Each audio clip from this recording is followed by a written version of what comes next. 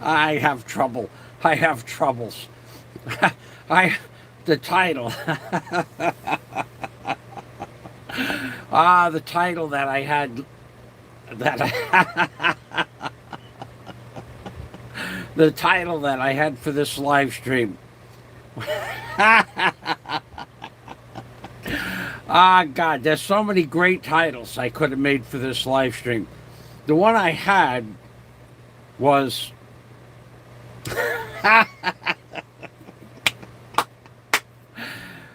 the price of brains in the Philippines is $3 a metric ton.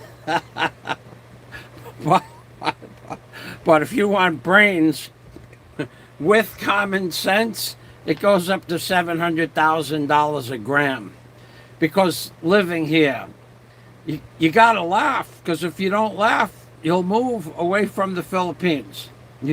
Nobody could live here without having the patience of a saint, that would be me, and or the understanding that most people just don't have what it takes to do the job that they are specifically hired and paid to do. Now, I have it on video. I have it on video twice. The second part of the title of this show. Twice. Oh, where my book is. Twice. I'll go get my book. 1 second. I'm going to go get my book. Twice I went to the city to get custom pipes. The pipes cut to order, because I'm building something up on top of the container. I'm building a platform that's going to meld into the height of the rebar bender, because I'm going to put the rebar bender on top of the cargo container. So, because this where does it start? Where do I start this story? Where do I end it? Okay, so where is the letter? Okay, I gotta get the letter. Hold on. I get a letter delivered by the police or the process server. The process server comes around. I know he's a process server because when I had to go to court, he was the person that came to deliver the papers to notify you that you had to go to court. So, and I know who he is because he delivers a lot of processed paperwork. So the process server comes around about a week ago, maybe last Friday afternoon. So when he gets to my house,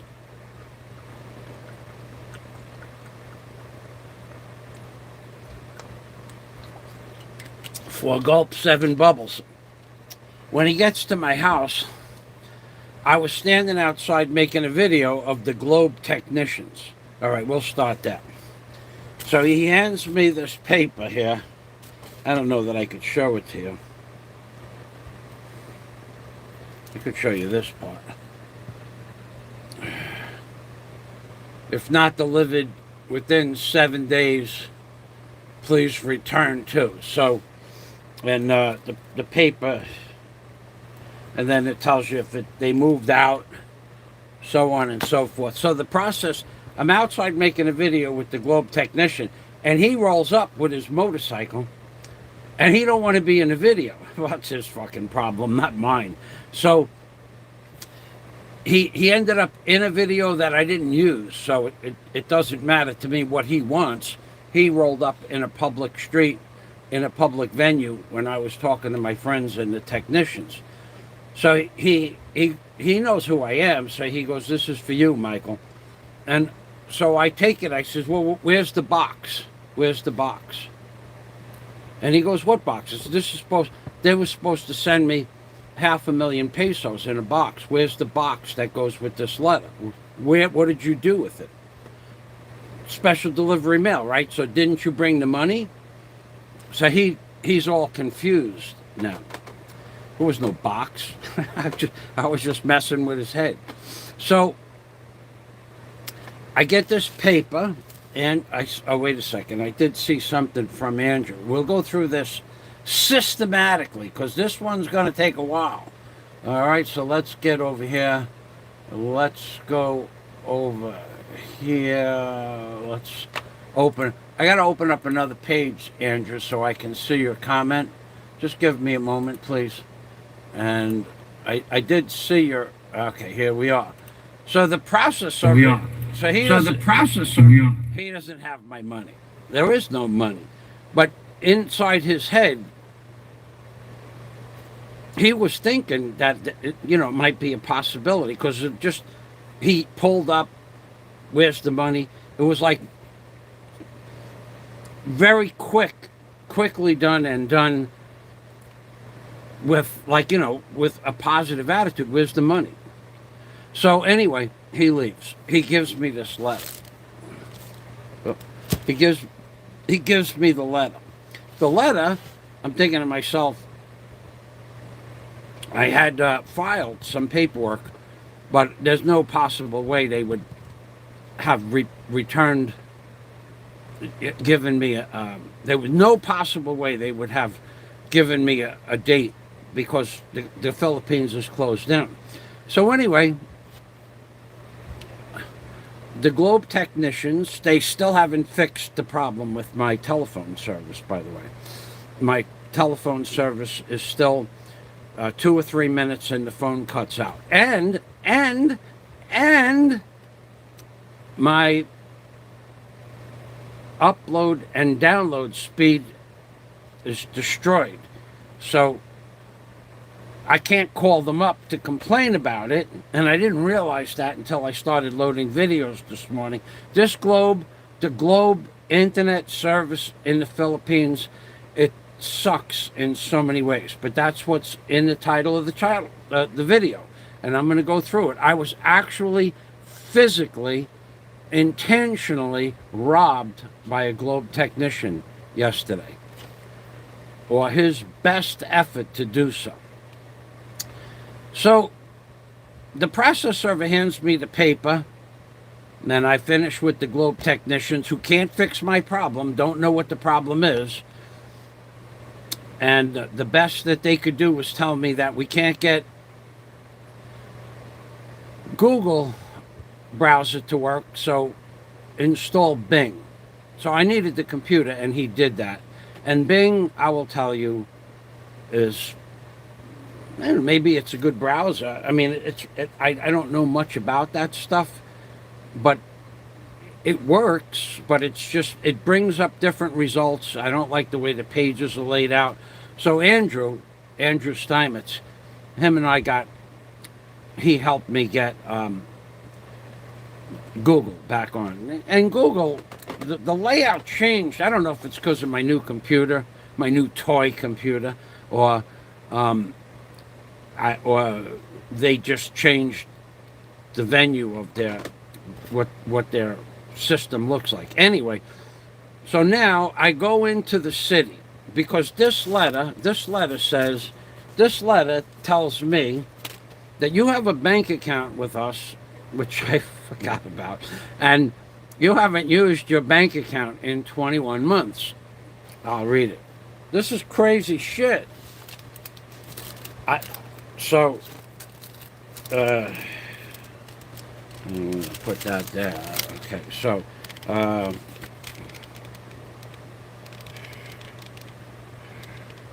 okay.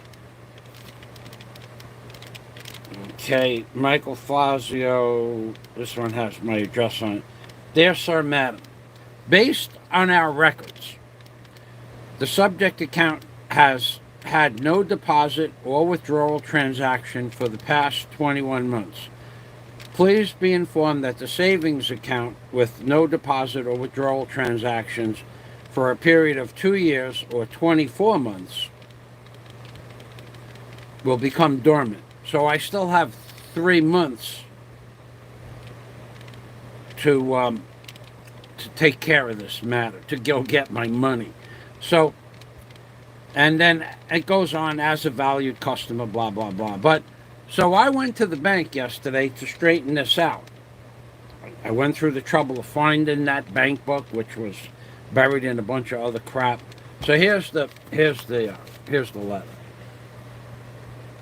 Based on our whatever 24, 21 months, what I said. So now I go to the bank, right?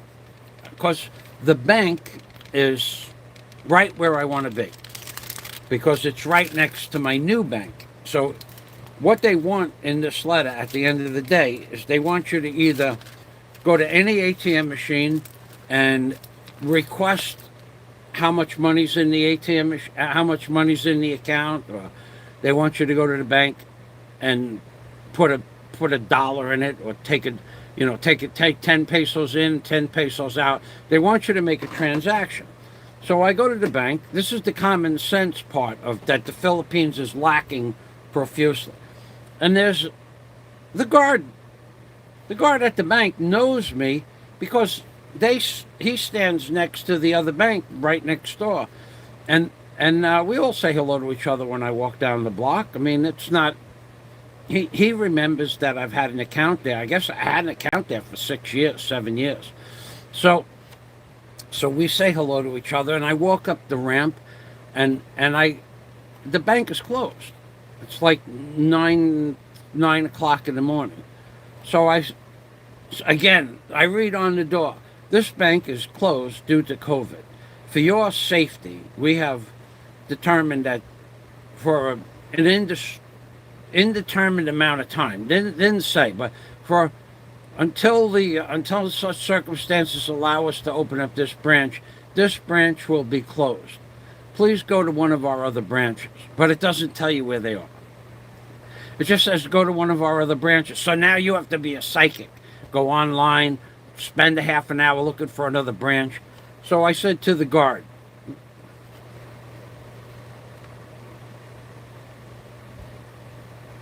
click any message to pin it, use the options menu. Okay, got it. Okay, now, after watching that video, I made a video proving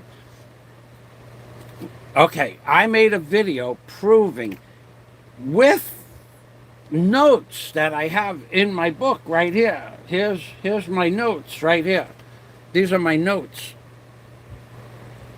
How to cut the pipe. 3-pipe cut 8 feet and 11 feet pieces, and then 1 pipe cut into 1 meter lengths. One sheet of a roll of foam. I have the notes right here, but more than the notes, when we go to talk about these people are just, what is wrong with these people? I gave the guy drawings. I don't have the drawing in here because I took the page out after I made the drawing and gave him the drawing of the pipes. Anyway, go back to the guard. So I said to the guard, sir, how long will the bank be closed? I'm not sure. What do you mean you're not sure? What do you mean you're not sure? You're the guard. Yes, sir. Well, how long do you think it'll be closed? Maybe 2 weeks. When did it... Now, he's the guard. He's the guard that stands in front of the bank. He should know when it was closed. He's the guy I say hello to every time I go past him. So I said, when do you think it will be open? He goes, maybe 2 weeks. I said, when did the lockdown start? And he said, maybe yesterday? Maybe yesterday? Really? Was it yesterday or was it someone? So anyway, the bank is closed. So he tells me, go to another branch. And he told me where the other branches were. There's one in the ICM mall. So the branch in the ICM mall for the BPI bank, 4 hours. I've seen people wait in there 4 hours. I've always waited 1 or 2 hours for my number to be called on the queue. I go to the bank in the morning at 10 o'clock when I used to go there. I don't go there anymore. That's why I don't go to that bank. You'd get there at 9 o'clock, 9:10 in the morning. There'd be 22 people in front of you. You get a number at 9:10 in the morning, and your number is called somewhere around 11:30. 2 hours. But if you get there at like 10 o'clock, your number might not get called till 3 o'clock, or the bank may close before they call your number. That's how many people use the bank, BPI Bank of the Philippines. That's why I don't go there anymore. The last time it was 4 hours, and they did some really stupid shit. So I forgot all about that account. So now, because that bank is closed, I go into my bank, my new bank, where I keep some money.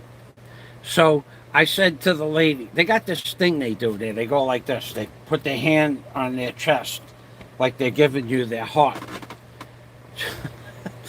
I don't know if it's they're giving you your heart or they want you to give you their heart. They want you to give them your heart. They want to, I don't know if it's a. I asked them if it was a Christian thing or a Muslim thing, and they said no. It's just our bank does that. So I said to the lady, "This is the woman in charge, the one that takes care of my account. So, what does it mean?" "Well, it's just our way of saying hello." I says, "I know, but why do you do it?" Well, she had no idea why she did it. She goes, "It's just our policy." "Does it have any deeper meaning?" "No." I don't believe that. And maybe she doesn't know what it is. That I would believe. But when you go like this to somebody, it means that that would mean friendship or bonding or something like that. But to have every employee in the bank do that,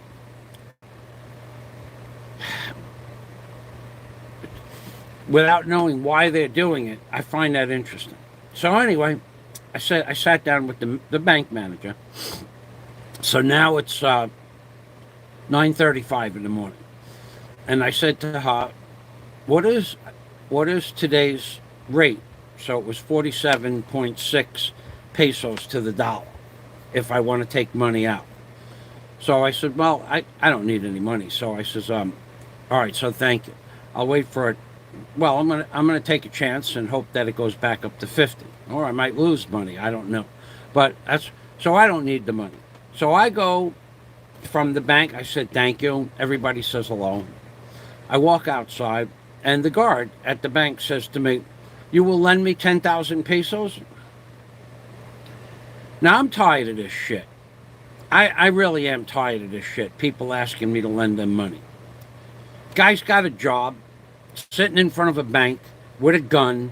He's got medical, dental, health insurance, hospitalization. I'm tired of this shit. These guys asking me for money. They all do it.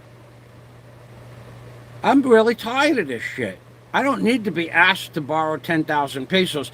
And then I got to hear, "You have Mahal. Mahal, you have Mahal. You lend me 10,000 pesos. They're not asking you to lend them 10,000 pesos. They're asking you to give them $200, $220 now. So I said to the guy, "What is wrong with you, man? No, seriously, what is wrong with you? You're not allowed to ask me for money, and you do it every time, and I told you to stop it. Now, if you do this again, I'll go into the bank, and I'll take out the money from my bank account." "No, sir, don't do that." I said, "Stop asking me." This is not one guy. There's 3 guys at the door. 2 of the 3 guys do it. These guys are serious too. You have many money, Mahal, Mahal, Mahal. You have many money. You lend me 10 every fucking time I walk into the bank. They ask me to give them $200 as a gift. It gets annoying after a while. And the reason for that is because one of those pieces of garbage that worked the door decided to come up to me while I was doing a transaction at the counter, and he looked into my bank book. And then he told the other guys how much money I had in the bank. This is bullshit. They're not supposed to do that. And he walked up directly to see how much money I had in the bank. He had nothing to say to the teller, and there was nothing to say to me except, "Can I help you with anything?" And with that, he looked. I had my bank book on the 4-foot high platform. That's what he came up to look in my bank book to see how much money I had in the bank. And he decided I have too much money and I should give him and the other two guys $200. This is bullshit.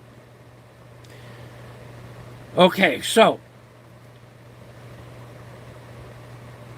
I go back in the bank. "Sir, it's okay. We're only kidding." I said, "Bullshit." So I went in the bank and I complained. Well, that was not a good thing. Not for me, but for them. I told the lady, the next time one of those men asks me for pasalubong or $200 as a gift, the next time I take the account, I dump it. You put it in cash on the table, and I walk out of this bank. And I'll just leave the $500 deposit for my dollar account in case I get other checks. Well, she didn't want that to happen. So she went, I walked out. I said, you can talk to them, you can do whatever you got to do. So I walked out, and she followed me to the door to talk to the guards. The guards are asking me for $200. This is ridiculous. Where the hell else in the world does this happen? I don't know. So now, plywoods, sorry.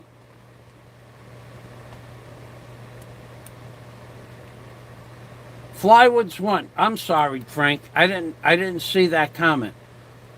LOL, my U.S. bank with monthly deposits and international use permissions will lock my account every time I use my ATM card. Yeah? No, yeah. Oh, my ATM,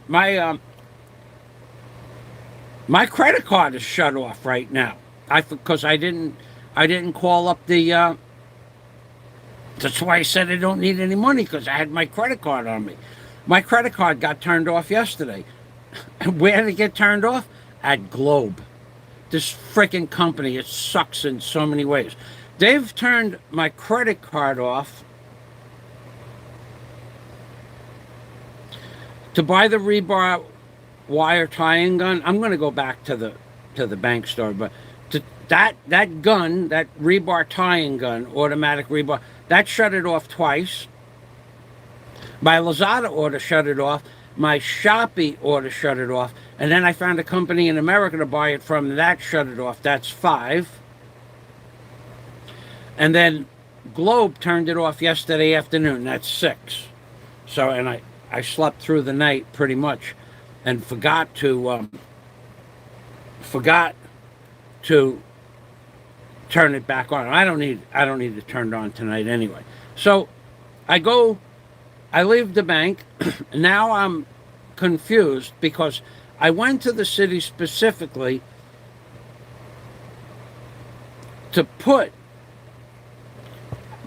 money, let's call it money, in that account, because I'm going to start that account. I have an ATM card for. So and the other bank, I don't. So that nobody can connect my ATM card to my bank account. I don't have an ATM card, a debit card for that account. This way, if somebody finds my debit card for that bank account, if they could figure out how to use it, who knows? But they can't drain my bank account.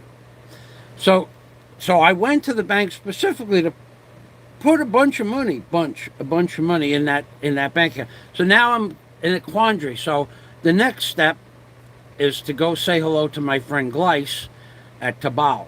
It's an automotive store. So, because her and I have always said hello to each other, and whenever I go by the store, I always say hello to Gleiss. She's just a sweetheart. She's the person that gets my parts for me.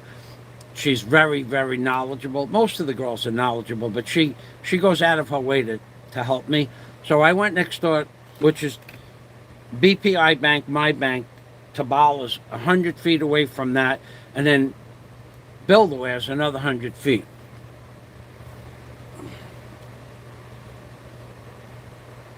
Alibaba, that's right, that's 6.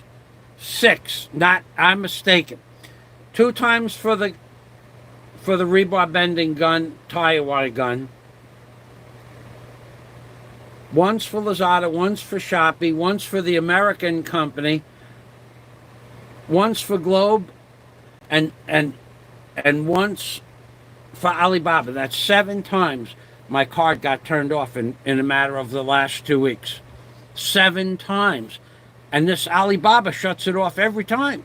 I can't make an order from Alibaba, yet they send me mail. We just have one more step and to get your order. And you go sign in, and you give them all that information again, and they shut your card off. Alibaba sucks. Shopee sucks. 9 items on Shopee, 1 was available. 9 items on Lazada. I've tried to buy a camera tripod. An Uzi, an Unzli, or something. It's a metal tripod camera holder. It goes to a tripod to hold this camera. This can't do it. I've ordered it from 12 different companies. They don't have it in stock, but everybody advertises it. And every time anyway. So so I go from Gleiss to Build-A-Wear. Now, Build-A-Wear, man, am I pissed off at Build-A-Wear. I am pissed off. And I have a video of this. I will not post the video public, but my friends have seen it. So Build-A-Wear, I need a caulking gun, which, God, seems that big business industry is finally caught on. They're finally starting to paint their shit yellow, so I don't have to do it for them. So I needed a caulking gun, even though I don't know how many I have in the box from New York. I know I have an industrial grade of this, which has the bracket around the top. I know I have one of those, because always these tabs break when the caulking gets hard. But I have a welder now, so it doesn't matter. And I'll probably, I don't know, if I have to, I'll rivet it. But anyway, so I need a caulking gun. I gotta have a caulking gun from something I gotta do.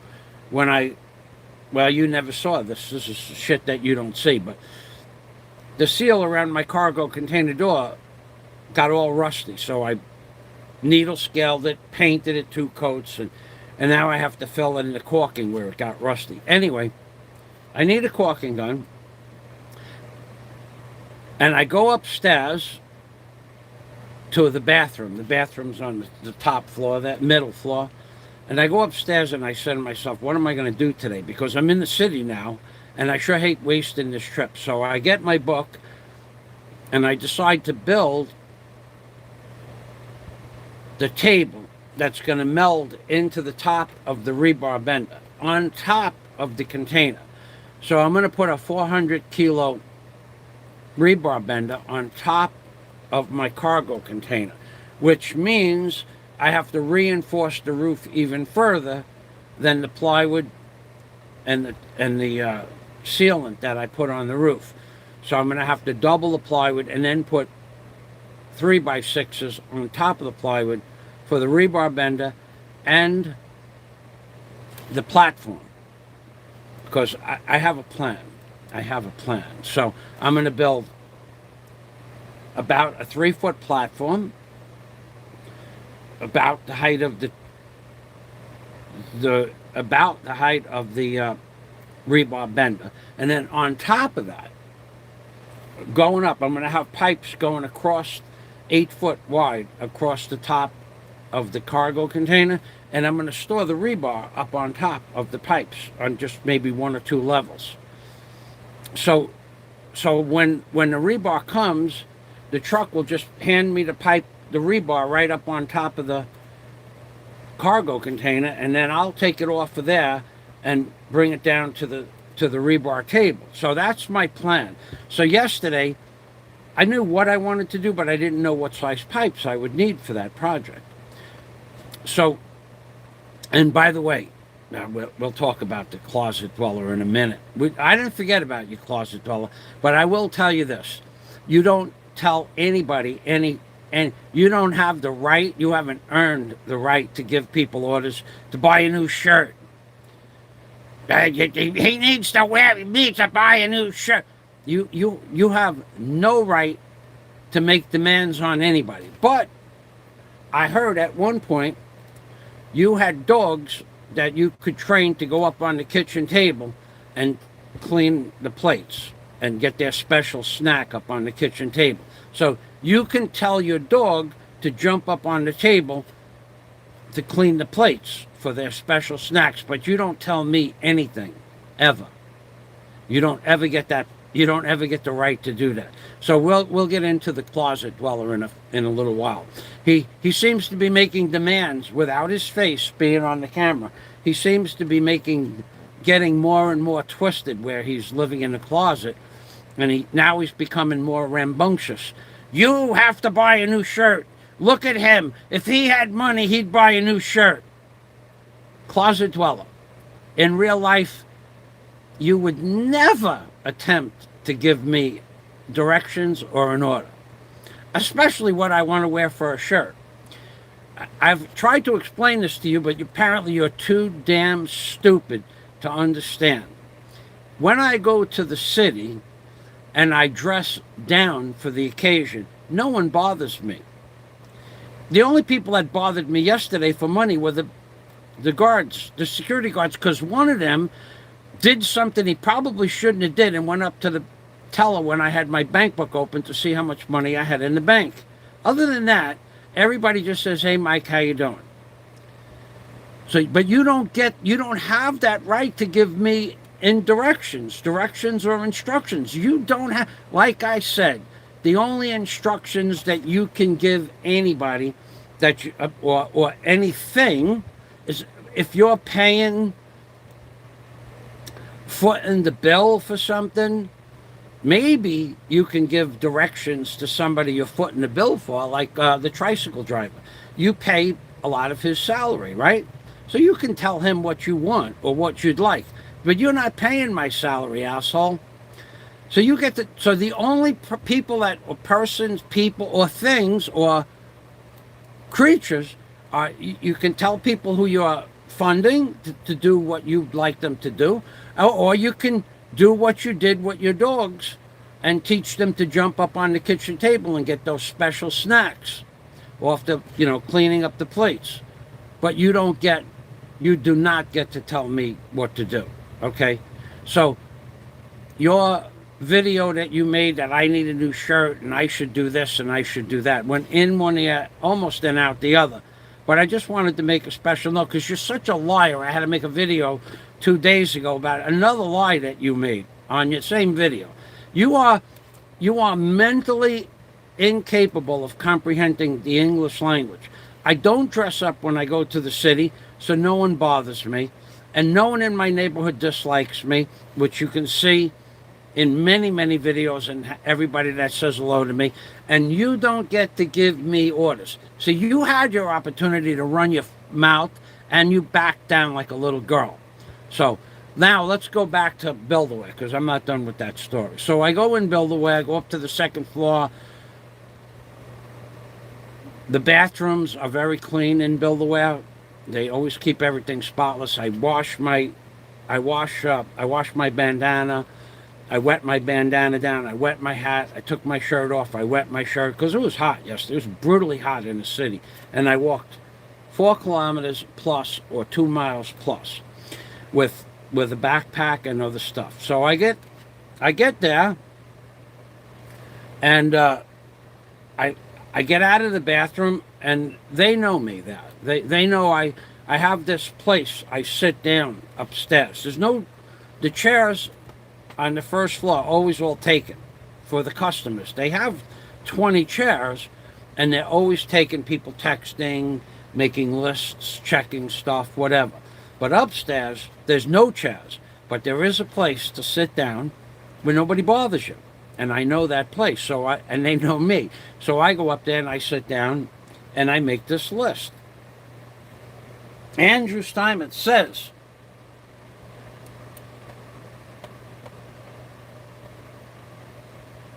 I got fresh vertical lip shirts, but I can't find them.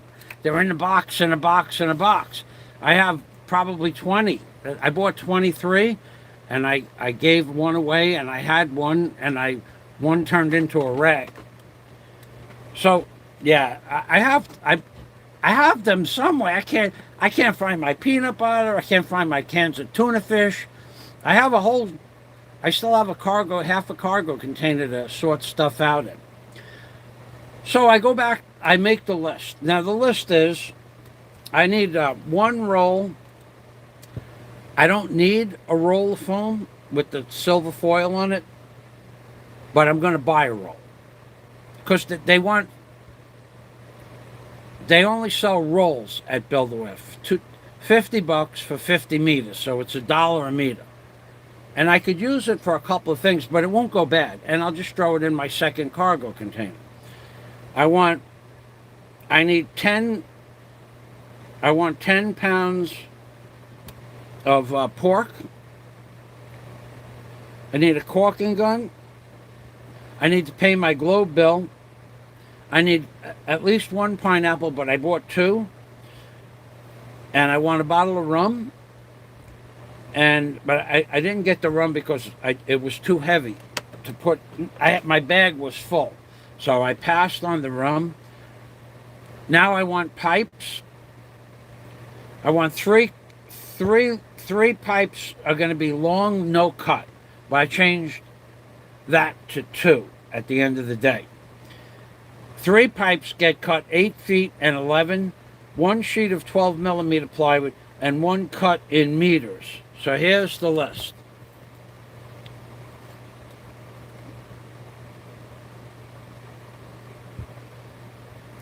So here's the 3 pipes, no cut, but I changed it to 2. I only changed it to 2 because what I need to do, that still leaves me 1 extra pipe. So to have 2 extra pipes, I don't need it. And there's a reason I don't need to store pipe. To cut the pipe, I have to set up a hand saw, a skill saw with a carborundum blade on it. So that takes about 10, 15 minutes to run a cord outside and do that, and then cut the pipe. Well, they cut the pipe for you for 20 cents a cut. Why would I want to use a $4 blade to make 10 cuts at 40 cents a cut, and my time and me? So they cut the pipe with this huge machine that's set up to cut pipe. So I only want what I want. So I give the guy this list on another page from this book. And then it says cut 3 pipe, 8 feet and 11 feet. So that means 1 cut, 8 feet, and then the other side of that pipe is 11 feet because it's 19 feet long, the pipe. 1 pipe gets cut into 1 meter lengths, 1 meter, 3 foot high for the rebar bender, right? So 1, 2, 3, 4, and then 2 not cut, 6 total. That's what's on the bill.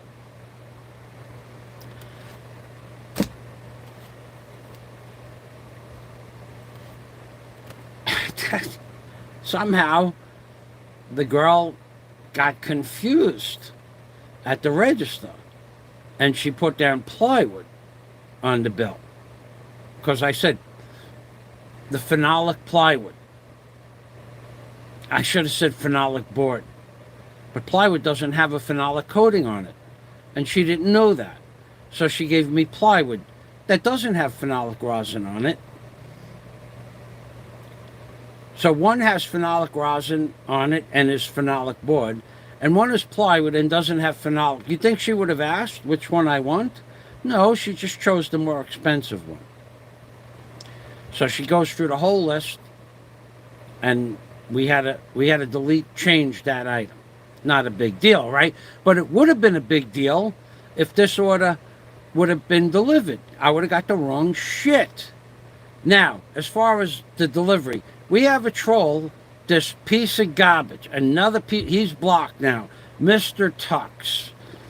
He is a troll in every venue, on every channel. He always has been. He's a coward that doesn't show his face where he lives or what he does. And he comes on 3 days ago on my video and says, well, most hardware stores make a delivery if you're a regular customer. I guess he's not a regular customer. Mr. Tux, We have double ones for you, baby. Double ones for you. You're a moron. You're a moron for six different reasons. But number one, you're a moron for saying something derogatory on my channel about me, because there's nothing that I don't do that I have a reason for. Number one. Number two, you're a moron because you just started your account in January of 2021. And you're a troll. And you're a coward for not putting your face and where you live and what your real name is. So you're blocked. But I'll go through the steps. Why do I take the stuff home on a tricycle? But we're not done yet. But we'll go back to that. I take the shit home on a tricycle because, number one, the company charges about 1,000 pesos to bring the truck to my house, which is no problem at all, except three problems. Always a problem, right? Always a problem when dealing with the people, the lumber yards and the building supply centers in the field. Always a problem. When the scheduled order is supposed to be delivered, it never gets delivered that day or that time. That's number one. So you could be waiting around for 2 or 3 or 4 hours, and then maybe it doesn't come that day at all. That's one problem. Second problem is it's 1,000 pesos to get the order to my house. The tricycle is 400 to bring it to my house. That's 600 pesos less money. For I'm only can put so much supplies. I only take what I need for that day or that week. Number one. So you're an idiot, Tux. You're an idiot for even trying to knock me down on my channel, because you're an idiot in real life, probably. All you've ever been is a troll on everybody's channel. So that's the second reason. And the third reason is, you moron, is I have repeatedly told you that when I go to the city, I get an order from the BQ Mall, which I had yesterday, stuff from the BQ Mall. I had stuff from Build-A-Wear. I had stuff from the ICM food market, and I had stuff from, what was the name of that other company I bought some stuff with? It was another company I bought stuff from. So I had stuff in 4 places in a storage box. City Hardware. So at City Hardware, I had an order sitting in a storage box in City Hardware, because I can only carry so much stuff in my backpack and my bag. So I had a small order at City Hardware. I had 10 kilos of merchandise from the supermarket at ICM Mall.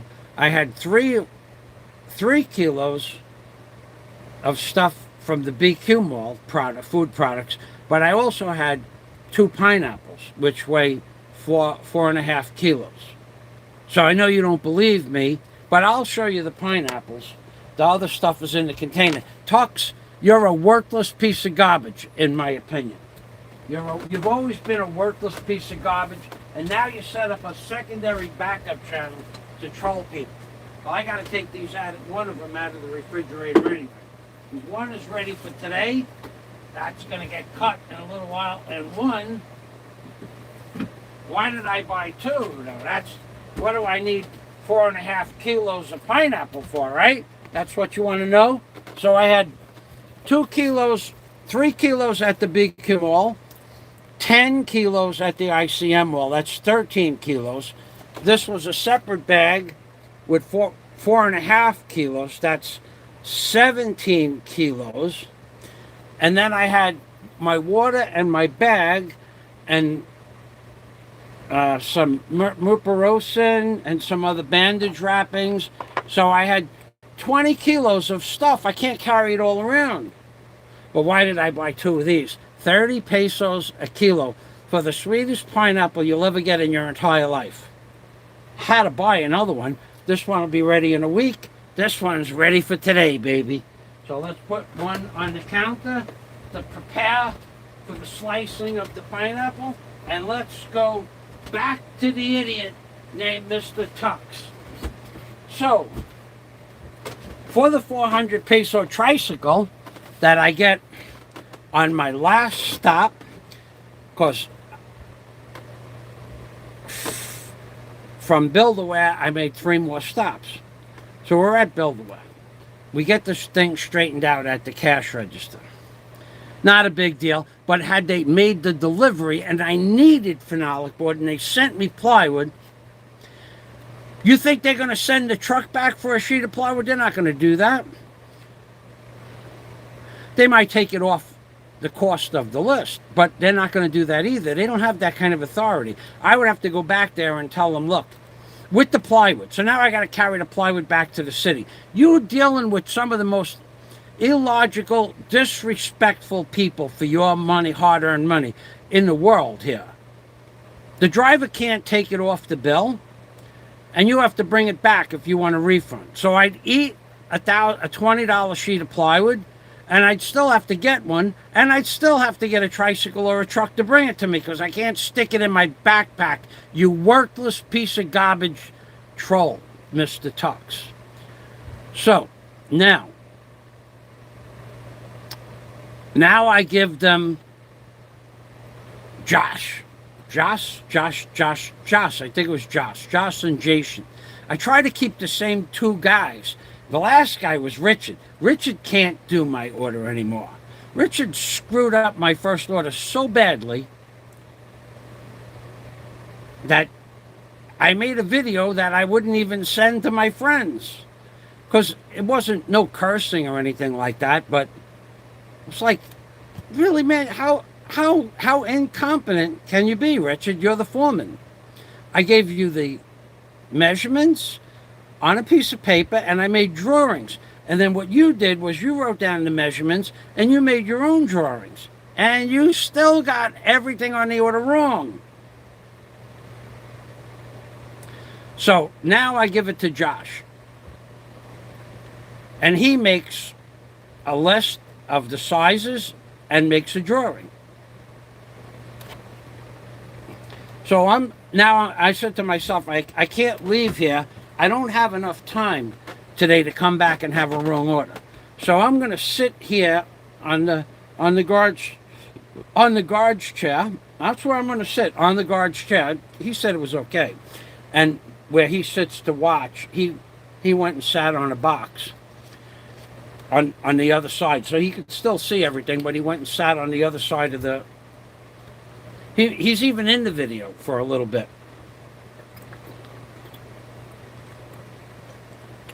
It wasn't his chair, it was his table. It's a low table. So I sit on the guard's table, and now I'm waiting to get serviced. So they finally get to me. Holy shit. This is unbelievable. You have men that take the item to item to item to item to item, write it down, and then copy my drawing, and then they make the order wrong. Seconds later, they start cutting. So the guy starts taking pipe off the shelf. Now, he gave me some oxidized, galvanized pipe. That's okay. Instead of giving me the new pipe, apparently they got a load in and they put the oxidized stuff. It's not the same color, but it's all new pipe. And that's okay, because the paint will even stick better because it's a porous surface. So I'm okay with that. But he did it in a sneaky fashion. He did it without asking me which I wanted, whether I want the new pipe or the old pipe. So when I sat down, because I was writing for my next order at City Hardware, I look up and I look at the pipe, and I put my glasses on, and I felt it. It wasn't rusty because it's galvanized, but it's a shit layer of galvanized. It's not a good quality. But I said, and he goes, "Oh, you want new pipe?" Well, wouldn't we all want new pipe instead of stuff that's been laying around in your warehouse for 2 or 3 years? Wouldn't we all want new pipe? Doesn't everybody want new pipe? But I didn't care. I said, no, that's okay. And he goes, oh, okay. So then all the other pipes are all new pipes. It's only 6 pipes, so it's not a big deal. So he puts the 6 pipes on the floor, and now he's going to cut 3 pipes, one piece 8 feet, and then that leaves 11 feet, right? But at the end of the list is one pipe gets cut into 3-foot pieces, which is 5 cuts for that pipe, and then 3 cuts is 8 cuts. It's in the video. Andrew saw the video. So I'm making the list for City Hardware. I'm not looking at them. I have the camera on, but I'm not looking at them. How can you get a shop drawing wrong on how could you do this? So he cuts the 8-foot pipe. I watched him cut the 8-foot. That leaves 11 feet. And then I went to making my new list. And when I look up again, I had the camera on the whole time. When I look up again, instead of leaving the 8 and the 11, what he did was he cut 2 8-footers. And then there would be a 3-foot piece of pipe left over. And when I looked up on the floor, those 3 8-footers, now there are 6 8-footers and 3 3-footers. I said to him, what are you doing? What are you doing? What are you doing? Just like that. We're cutting the pipe 3 feet, 1 meter. I said, that's not what the drawing says. You have the drawings in your hand. It says cut pipe into one. It says cut 1 pipe in 1 meter lengths. Not all of them. That pipe is garbage. Put it, bring new pipe down.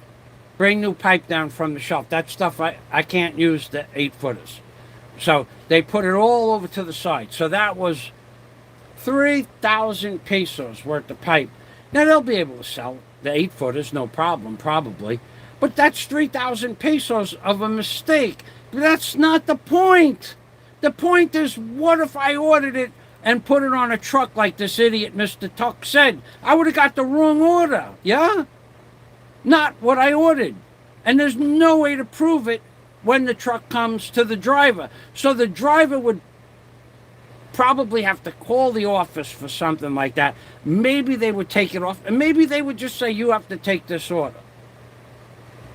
Because the order is paid for in advance. They don't deliver shit to you unless you pay for it in advance. Or you have credit with the company, but I don't even know how to do that. I don't want to do that. So the whole order is, those 3 pipes go over to the side. I don't want any of that shit. So now they have to cut 3 8-footers and 11-footer. Okay, we get that done. So that leaves 3 more pipes. 2 stay long. They bring 2 over to the cutting machine, the saw. What are you doing? We're going to cut these into 1 meter lengths. You're only supposed to cut 1 pipe.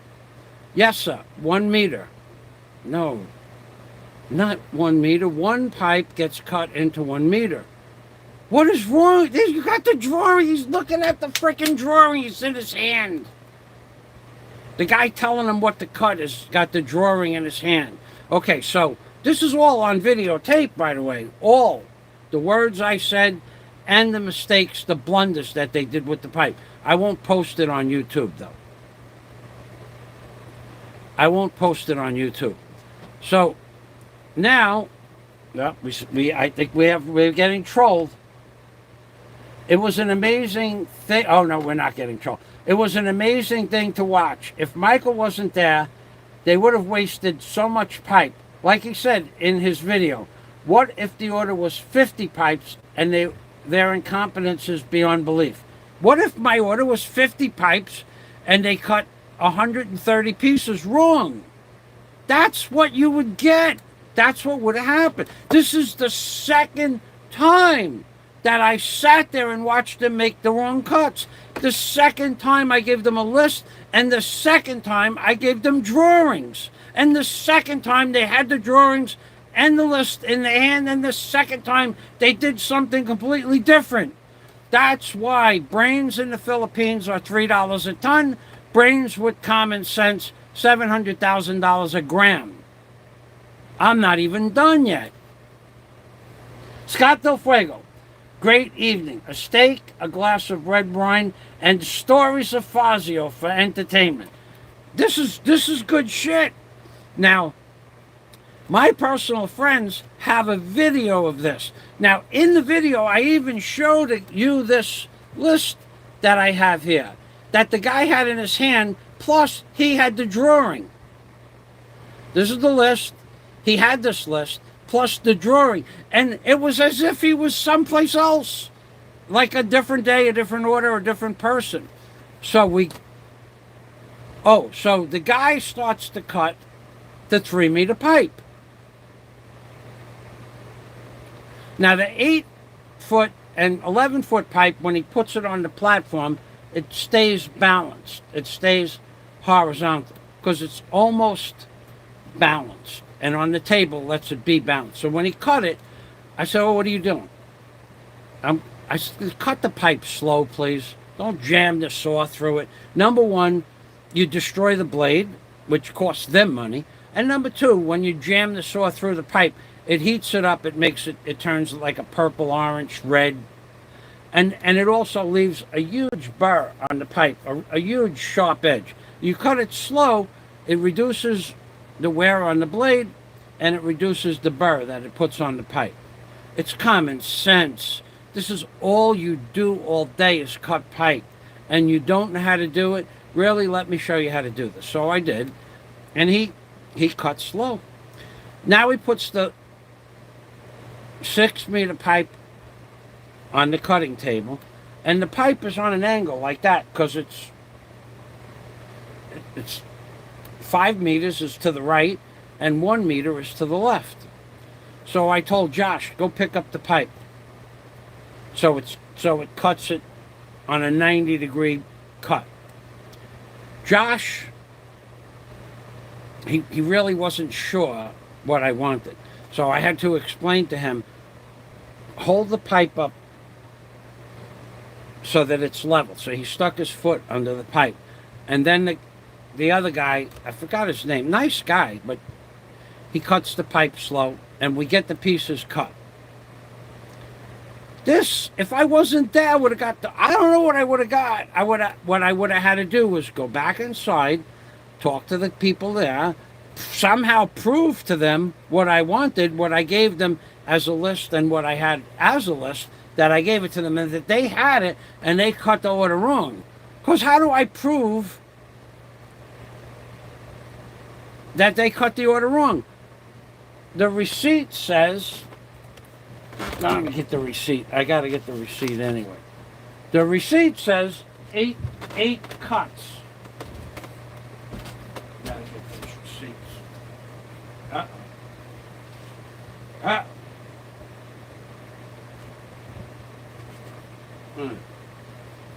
took them out of my book yesterday.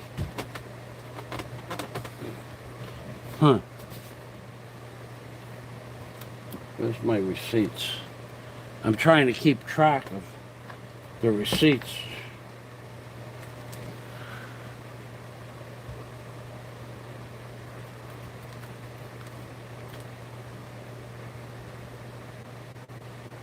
What? Are you serious? Holy shit. That was almost a disaster. That don't belong there. Oh, yeah. I'm not putting that there. All right, I don't know where I put the receipt.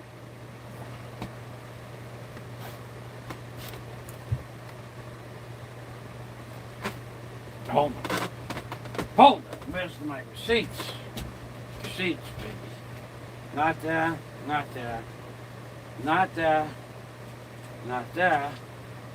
They're in my pants pocket. They're gone. And I don't know where they went. Anyway, the receipt said 8 cuts. Doesn't say where to cut it.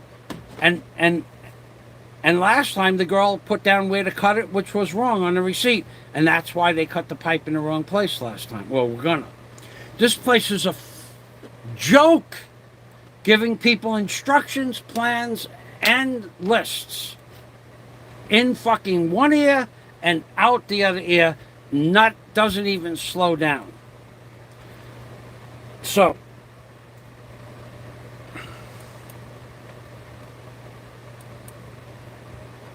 ha! We did lay some pipe. More pipe than the closet dweller, that's for sure.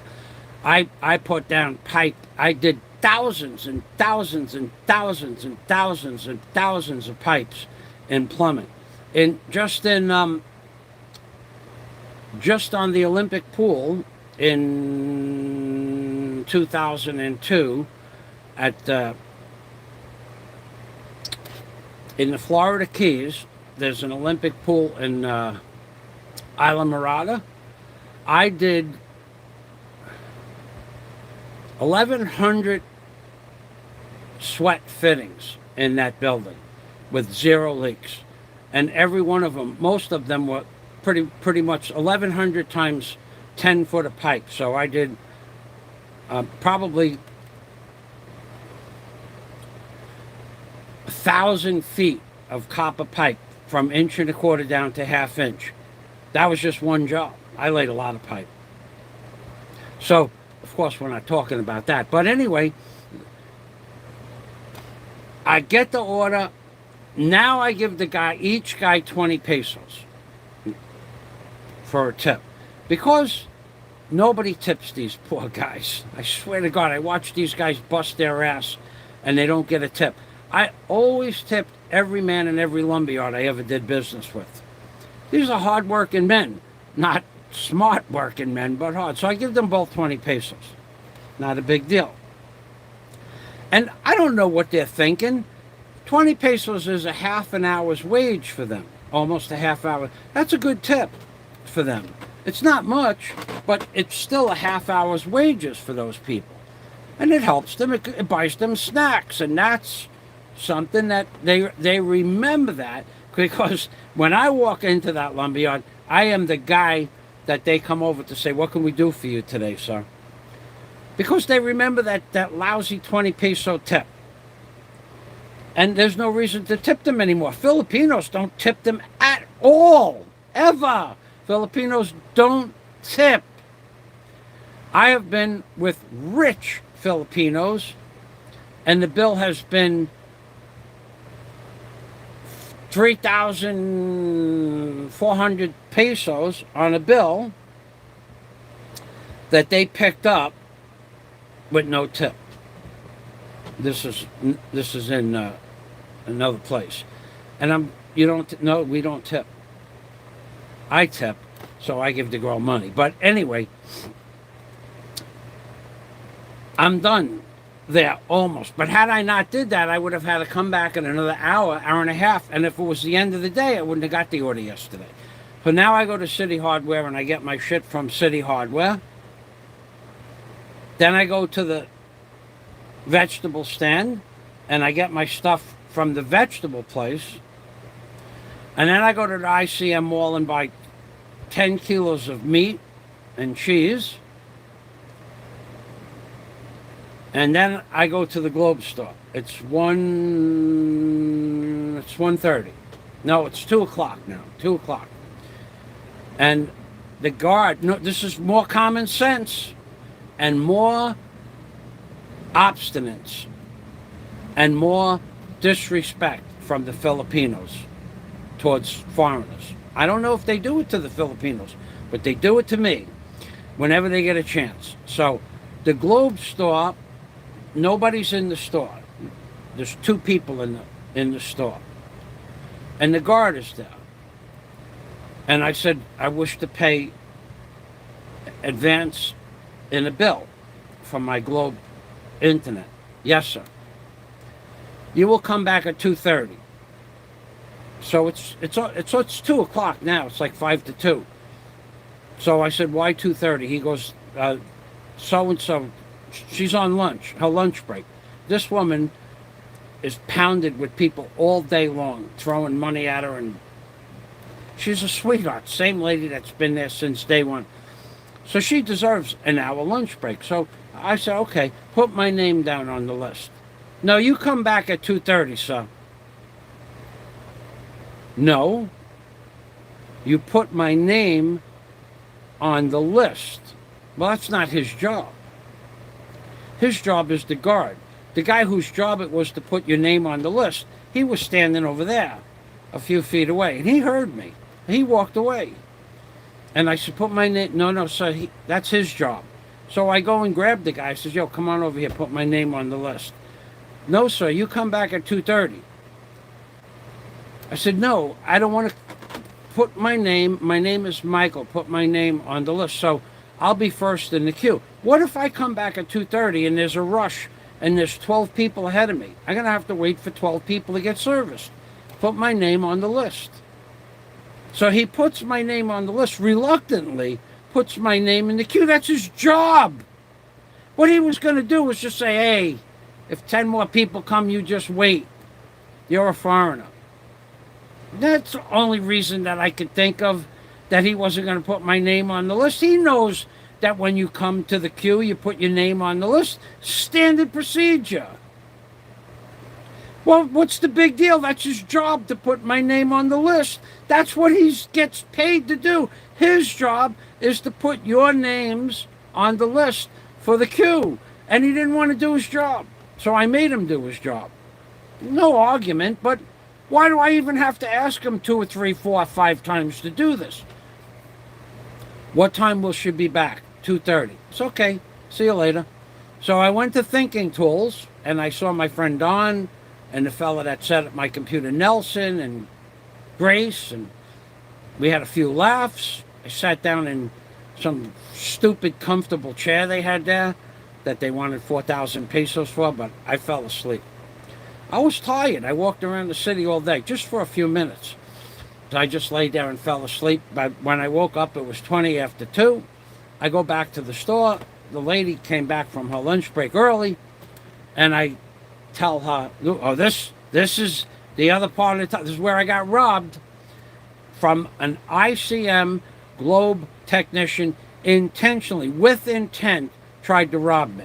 But not for his gain, for the company's gain. Or maybe for his gain. I don't know how that works out. He should be fired today. But I didn't make a complaint. But he should have been fired today. I just didn't feel like I didn't have the time on my schedule to make an actual complaint, and it wouldn't have went anywhere anyway. You complain to the manager that this guy did this, that, and the other thing? Yes, sir. And they throw the fucking paper out when you leave.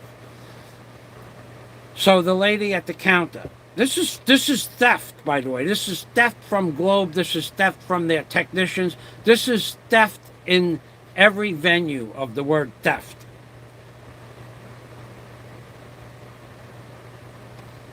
How much is my bill in order to pay for 1 month? So I had 300 pesos credit. She tells me $13.99 because my bill is $17.99. So I said, so if I put 400 pesos in the machine, that'll cover till the 16th of next month. Because I had limited amount of cash with me, and I still had other things to do.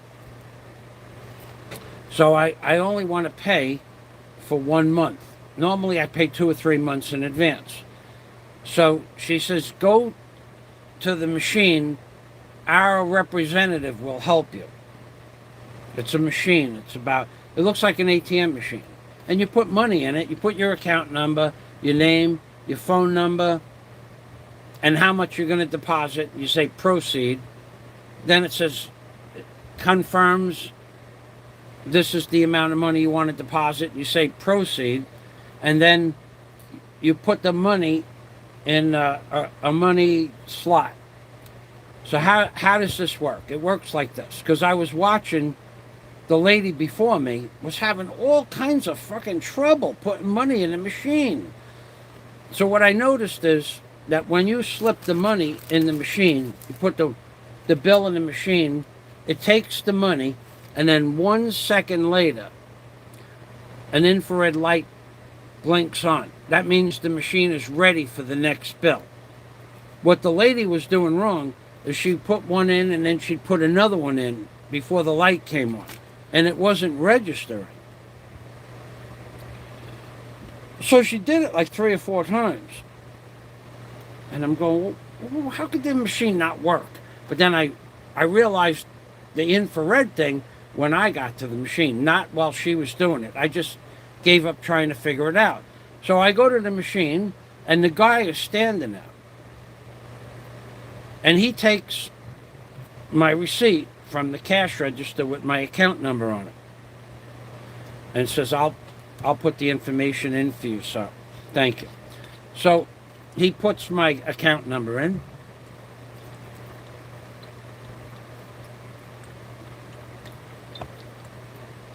Closet dweller. Are you going to tell me how to drink water again? Fucking closet dweller. What a useless human being. So, he puts my account number in, and then I insert my phone number and my and the amount, 1,400 pesos. Now wait, the 1,400 pesos. While I was waiting in thinking tools, I took 1,400 pesos and put it in a rubber band, and then I put it in my front pocket, so I would have that money ready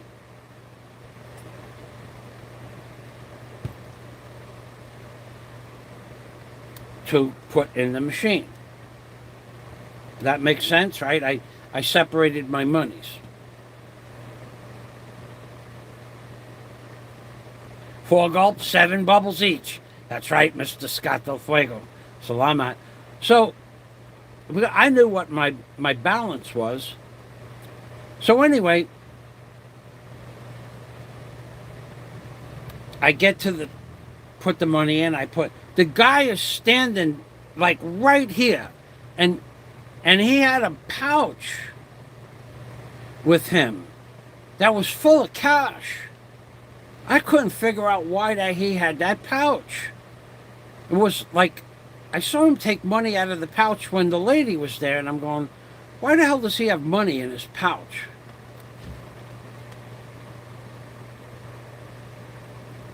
I didn't, because I was, 12, 13 feet away. It wasn't something I was focusing on. So now I stand there, and it says 1,400 pesos. I says, go ahead, it's your turn to put the money in. No, sir, you put your money in. So I put 1,000, I wait for the light, 100, 200, 300, 400. I waited for the light each time. So now I put 1,400 pesos in the machine, right? In my rubber band, my money, my count, 1,400. The machine registers 1,200 pesos. How is this possible? So he tells me, sir, you only put 1,200 pesos in. Now I lost it. I said, you just watched me do it. What the hell are you talking about? I'll cancel the account. I'll cancel the transaction. And he goes to grab my hand. No, sir. And I push cancel. Don't tell me no. My money, your machine ain't working. I'll do it again. So but he went to grab my hand to stop me from canceling the thing. Why? What are you touching me for anyway? Are you my boss? Are you my boss? Are you somebody that I have to be an authority? No, I'm not going to cancel. I put 1,400 in, it reads 1,200. Something's wrong. I'm canceling the transaction. So the money comes back out of the machine. I get we put the number in again, and now I put 1,000, 1,100, 1,200, 1,300, 1,400 in the machine. And the guy looks at me and goes like this, like more, put more in. This son of a bitch was standing there. He knew That's why he was standing there. Because the machine wasn't working. And I said to him, go get a manager. There's something wrong with this machine. You know what he does? He reaches into his, he had like a bag, a side bag, that, a shoulder bag. He reaches into his shoulder bag. Now it's registering 1,200 pesos, but I put 1,400 in, and he watched me. He reaches into his bag, and he takes one bill, 100 pesos, out of the bag. And he puts it in the machine. And the machine goes from 1,200, he adds 100, should read 1,300. Now the machine reads 1,400 pesos. How is that possible? It's not possible. It's not possible that the machine went from 1,200. You're right, Andrew. It's surreal. It's like being in another freaking time zone, another dimension.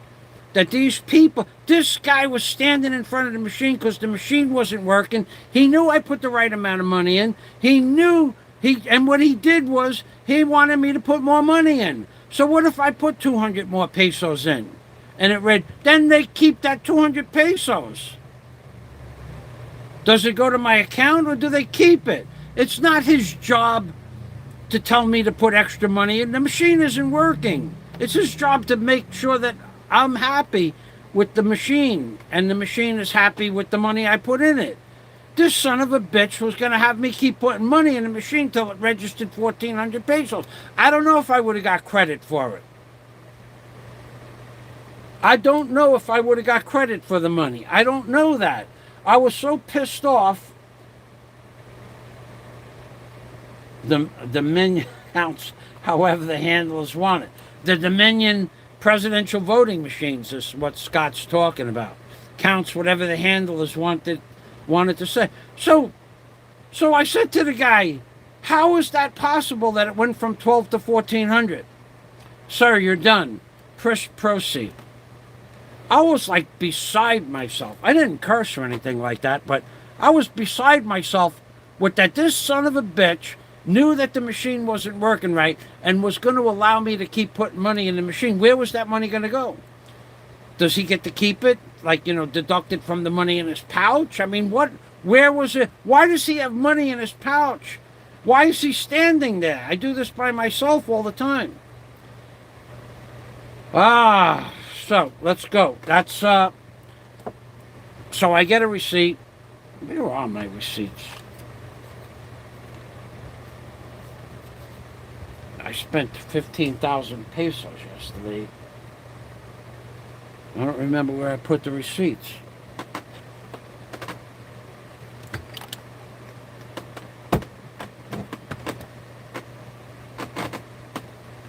That's amazing.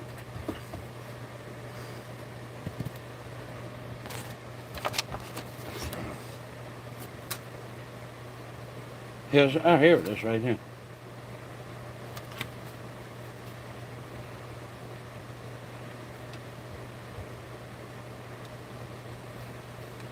Okay, we'll cut out the mobile number.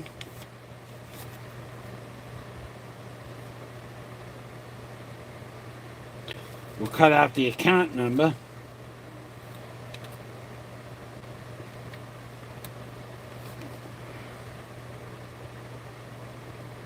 Here it is. Michael Fazio, Philippines pesos, 1,400. Now we'll see if we can find a date on here.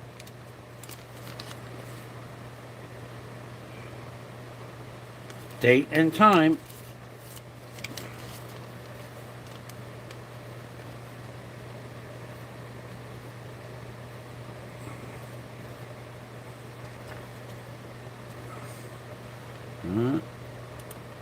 So the process can't fix my problem. Don't know what the problem is. And the best that they could do was tell me that we can't get date and time. 6:15 right there, baby. 6:15. and what time it was. 14:21, 2:30, like I said, right? 2:30, 14:21, or 14:54. So this is what you got to go through when you're in this. This is what you go through every day, every transaction, this is what you. Every transaction, every business deal, every agreement. It's always a problem. It's so hard for these people to get shit straight. So, I mean, this. Okay, so here's the other receipt. So that's my Globe receipt. I told you the truth about that. Even the time, 14:54. That was 10 minutes to 3. By the time I got my transaction, it was almost 30 minutes. And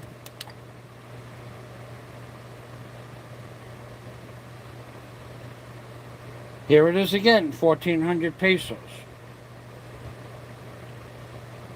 Okay, so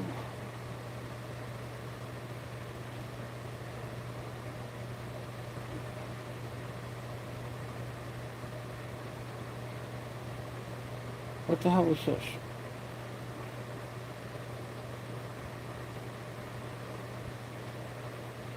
All right, well, there it is again.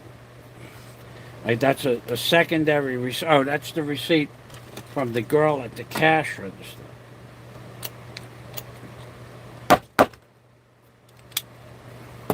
Okay, that's one. Where are my other receipts? I spent 15,000 pesos on shit yesterday, and I can't find the receipts. I can write it down in my ledger, but that's not the point.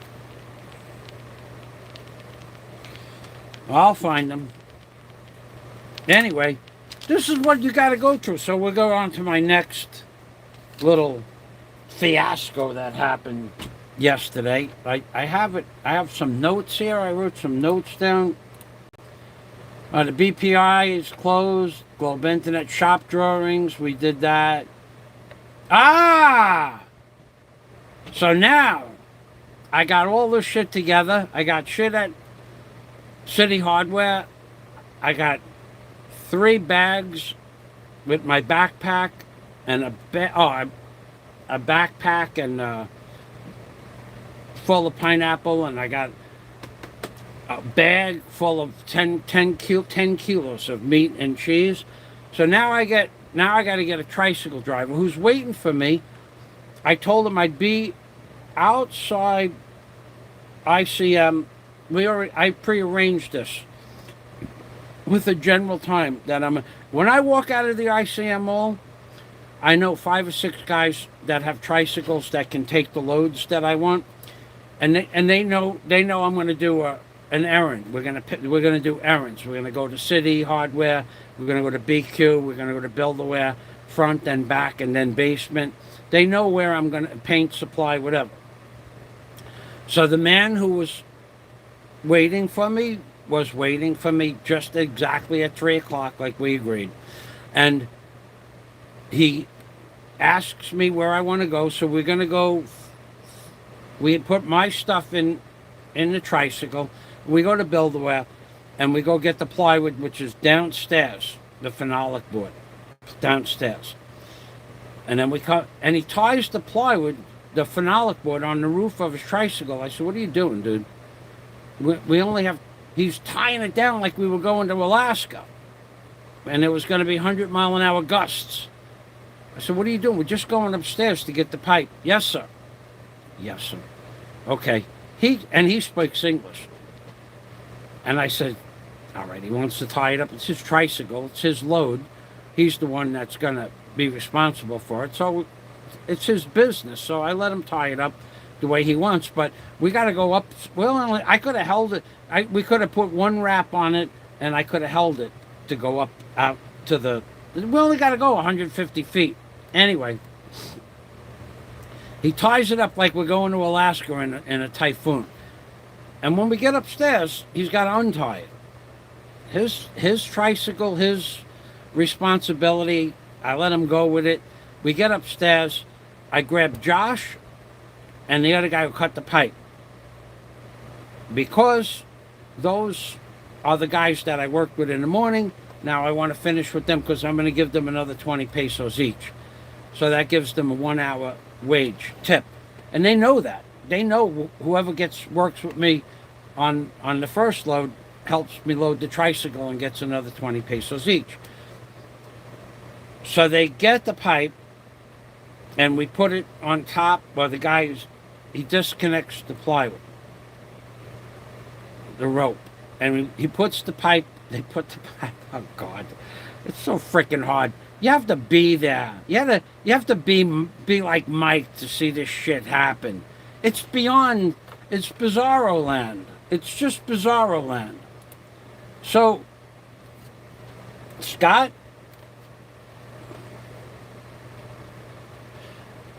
sure, if he had a fixed amount in the pouch, they would audit that against the total collected. If he convinced people to put in an extra 100, it would be overage. He probably would then take. That's what I was thinking, Scott. It got to be. If the machine isn't registering the amount, and it didn't on those receipts,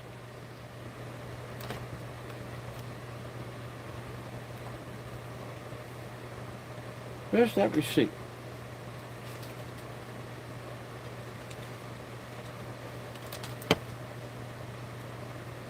This one, there's no difference, huh?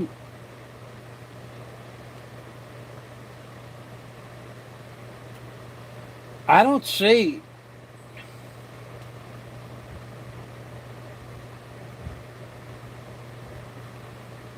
Yeah, I don't know how that would work out.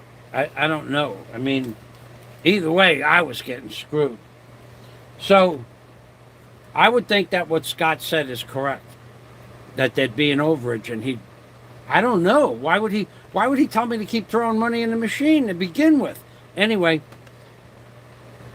Josh and this other fella put the pipe on the tricycle. These guys don't even know how to load a tricycle. They don't know how to make a load. Now, any of you freaking supposed contractors out there that you know how to do this and you couldn't even tie these loads down on this tricycle. You probably don't even know how to tie a load down. You got straps and you think I've been tying loads down since 1970s. And I lost one load. And you know why I lost that load? Because I had a guy working for me that didn't tie the load. One rope he didn't tie. One rope on a piece of, it was a foam rubber cushion from a couch. And he didn't tie that down. And we went, you want to talk about bad luck. We went down the block and this foam rubber fell off the top of my, off the top of the load that I had on the truck. And where did it fall? It fell right off the truck. And there was a police car behind me, a state trooper, that had a swerve around the foam rubber. He didn't know what it was. That's how close he was. And he whooped me over and he gave me a $150 ticket. Mike, who was working for me at the time, he got fired. I fired him right there. I said, "You give me a $150 ticket." I said to Mike, "Are you going to pay this?" He goes, "No." I says, "Okay, goodbye. How much do I owe you?" I paid him and he was gone. That was the only load I ever lost in my life since I was born. Nothing ever fell off one of my trucks that I know of. So the two men that I was going to give the tip to, I made a mistake. I gave him the tip early. I gave him a tip, and one guy disappears. I said, "Where you going?" He goes, "I'm going back to work." I said, "Help the driver tie it down. I have to go back to work, sir." So the one guy stays, and the other guy stuck his hand in his pocket and leaned up against the truck. I said, "Yo, come over here and help him. I gave you 20 pesos, yeah? Help the man tie the load, because I'm doing other shit now. I was trying to erase a video so I could make a video about something else. I was working on my GoPro to make a video of them unloading 8-foot high mirrors by 10-foot lengths, and they were picking them up with rubber gloves. No No suction cups, just gloves with orange rubber grips, and they were grabbing 8-foot high sheets by 10-foot long. And I was trying to erase a video because my camera was full so I could get a video of that. And I tell the guy, yo, help him. So he helps the guy. And they put the load so that if this is the center of gravity on the tricycle, they put 1/3 and then the load is tipping down like this. I said, that's not going to work. Yes, sir. Again, it's his tricycle, right? I know it's not going to work, but I also know that before we get over the bridge, the shit Darby did a tie in the ropes, we're going to have to retie them. And when we get over the bridge, I'll do it myself. Because no tricycle driver has ever tied down a load where I didn't have to retie it halfway to my house.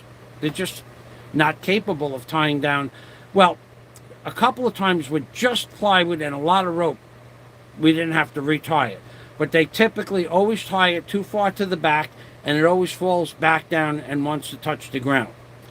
Nothing was different yesterday. So I let them do it the way they wanted, because it's his tricycle, right? And he theoretically is the boss. So we get onto the bridge, and the pipes, the 20-foot pipes go sideways like that. Now the 20-foot pipes are sticking out from the side of the tricycle 6 feet, 2 meters. And this driver never noticed it. I saw it happen right away. He's the one who's supposed to. It could grab the side of a truck. It could grab a telephone pole. It could grab a pipe with a sign on it. It's 2 meters sideways. And on the other, in the back, it's sticking out into traffic, oncoming traffic, 2 meters. It just pivoted the load. So I tell the driver, yo, you got to stop the tricycle. We'll stop it after the bridge. I said, no, stop it now. Stop it now.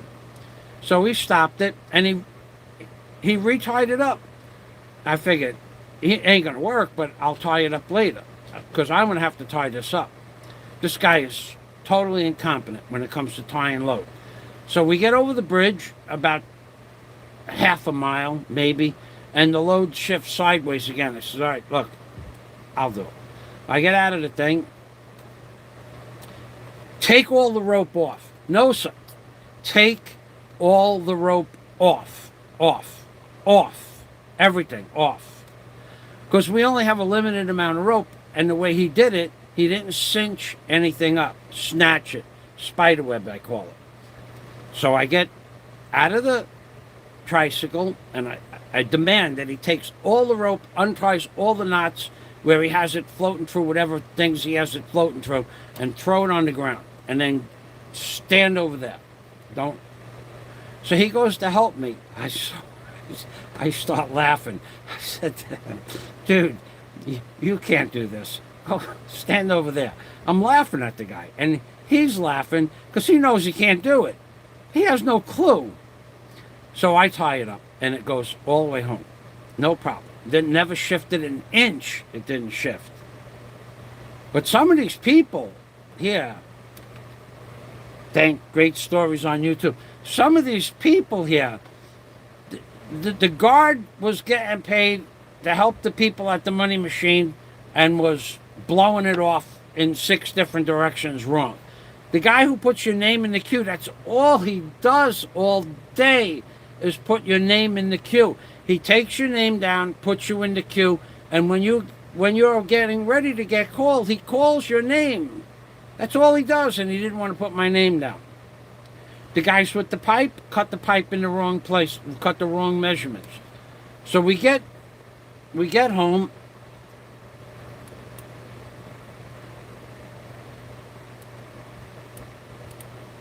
That guy, Mr. Tux, that piece of crap.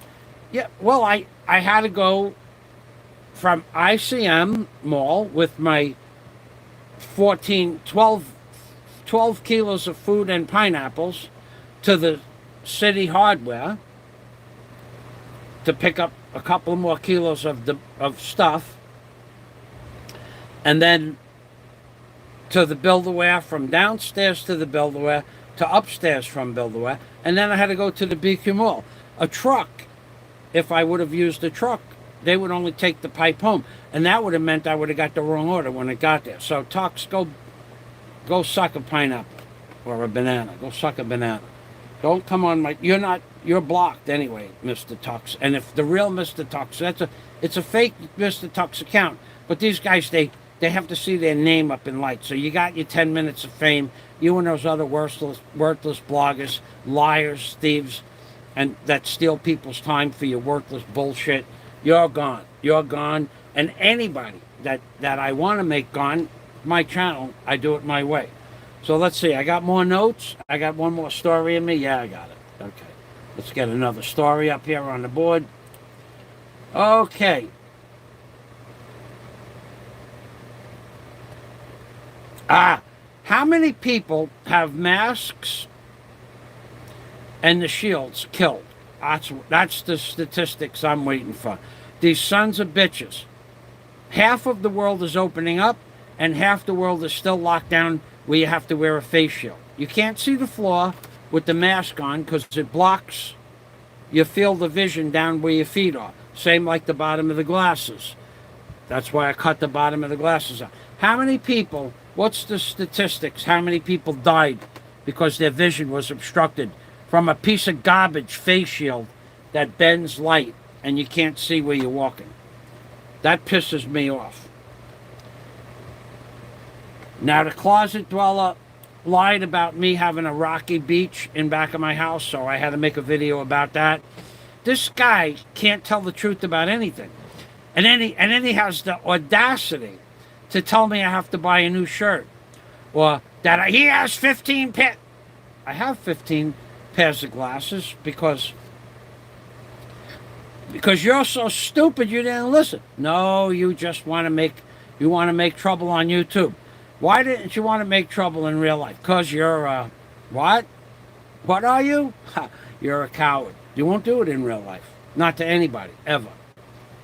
You're the guy that when they walk down the hallway, everybody saw in grammar school and high school probably too.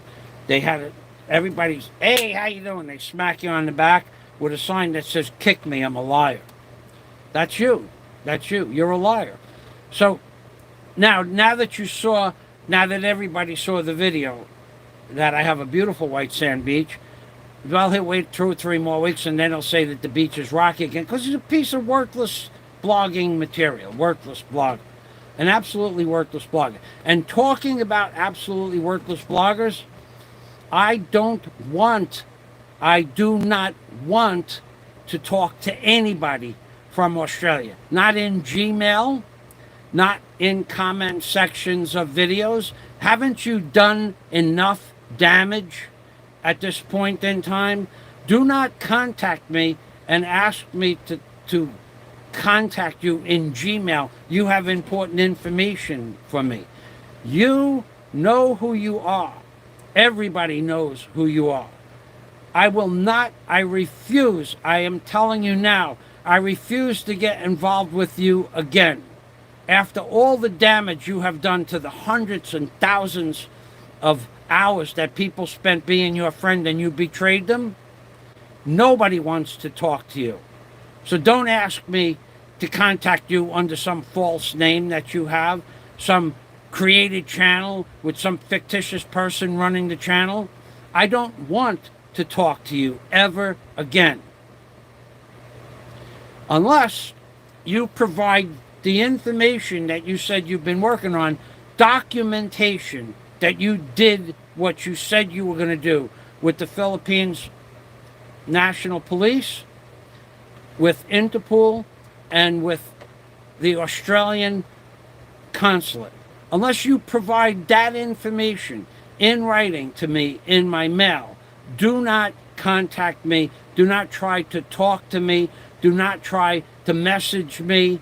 Do not do any of that. And then when you do provide that information and you want to talk to me, it will not be through Gmail. It will be on Skype. So I can see who's on the other end of this fictitious account that you have.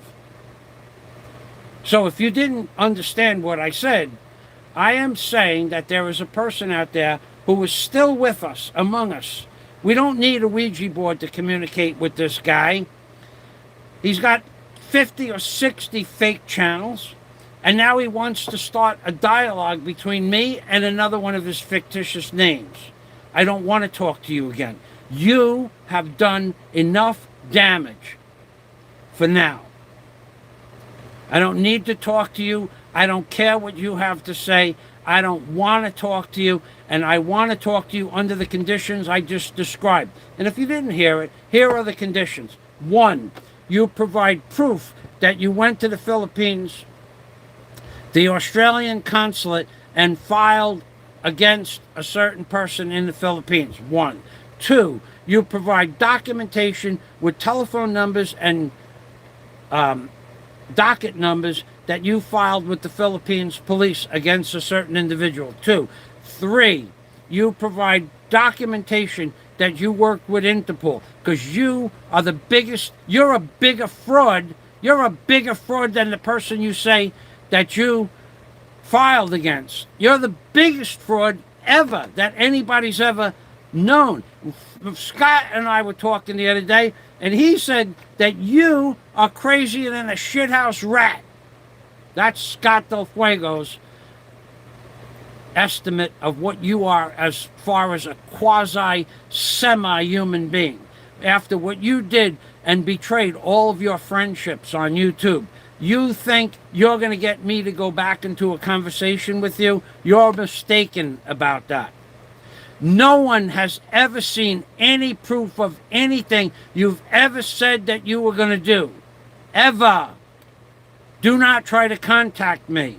And when the contact occurs, again, it will not be in Gmail. It will be on Skype. So let's see this fictitious account holder's face. Or, let's see Schrodinger's kangaroo. Because you are an absolutely disgusting, despicable example of the human race. After how many people you betrayed, friendships that went on for years, and now you want to try to get me back into your spiderweb of bullshit? That ain't never going to happen.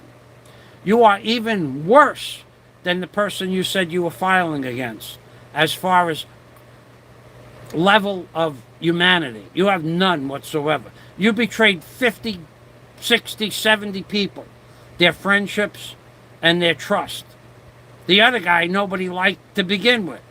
So stop trying to contact me telling me you have valuable information about something a blogger said. There's not a damn thing that interests me what this other piece of garbage said. Nothing. You are just trying to get everybody back into your little spiderweb of bullshit. That's what you're trying to do.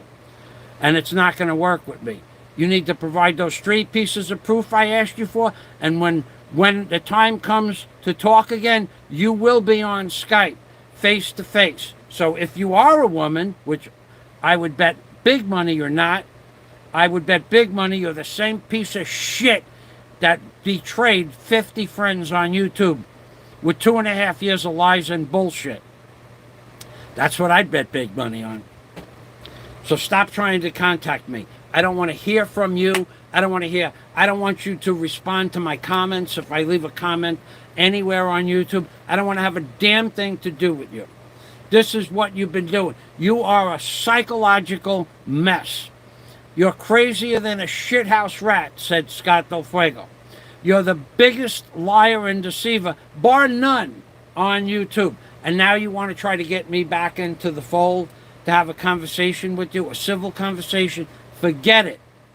Forget it. I hope you live 100 more months or 200 more months. And I hope you watch every minute of every one of my videos. From whatever it is that you're in, a chair, a bed, on your big screen TV. You betrayed the trust and friendship of 50 plus people on YouTube. And you try to reinvent yourself now again? Take it and stick it where the sun doesn't shine. Nobody wants to be friends with you again. Nobody wants to be your friend. And the people that you have bullshitted, Well, then they've been bullshitted. But I have not been bullshitted. I know exactly who you are. I know exactly what you're doing. I know exactly how you're doing it. For somebody to have created so much bullshit, you never had a wife and 3 children that died in a car accident. And now everybody knows who you are. It's all bullshit. There's no proof of it. There's no record of it. Nobody wants to be your friend. If they knew who you were, they would stop talking to you. Don't try to contact me again. Thank you very much. Without those proofs.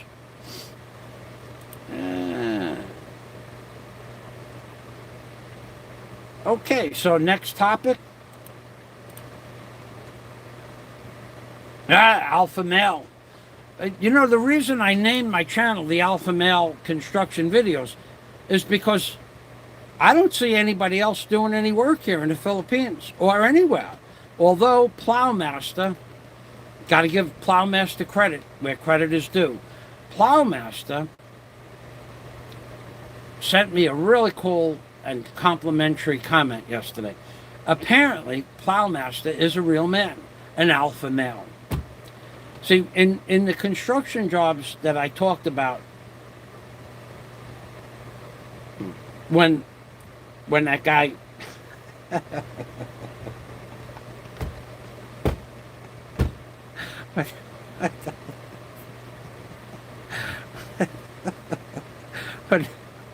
when that guy got crushed under the sheet of metal, and the only thing that was thicker than 1/8 of an inch was his wallet and his boots.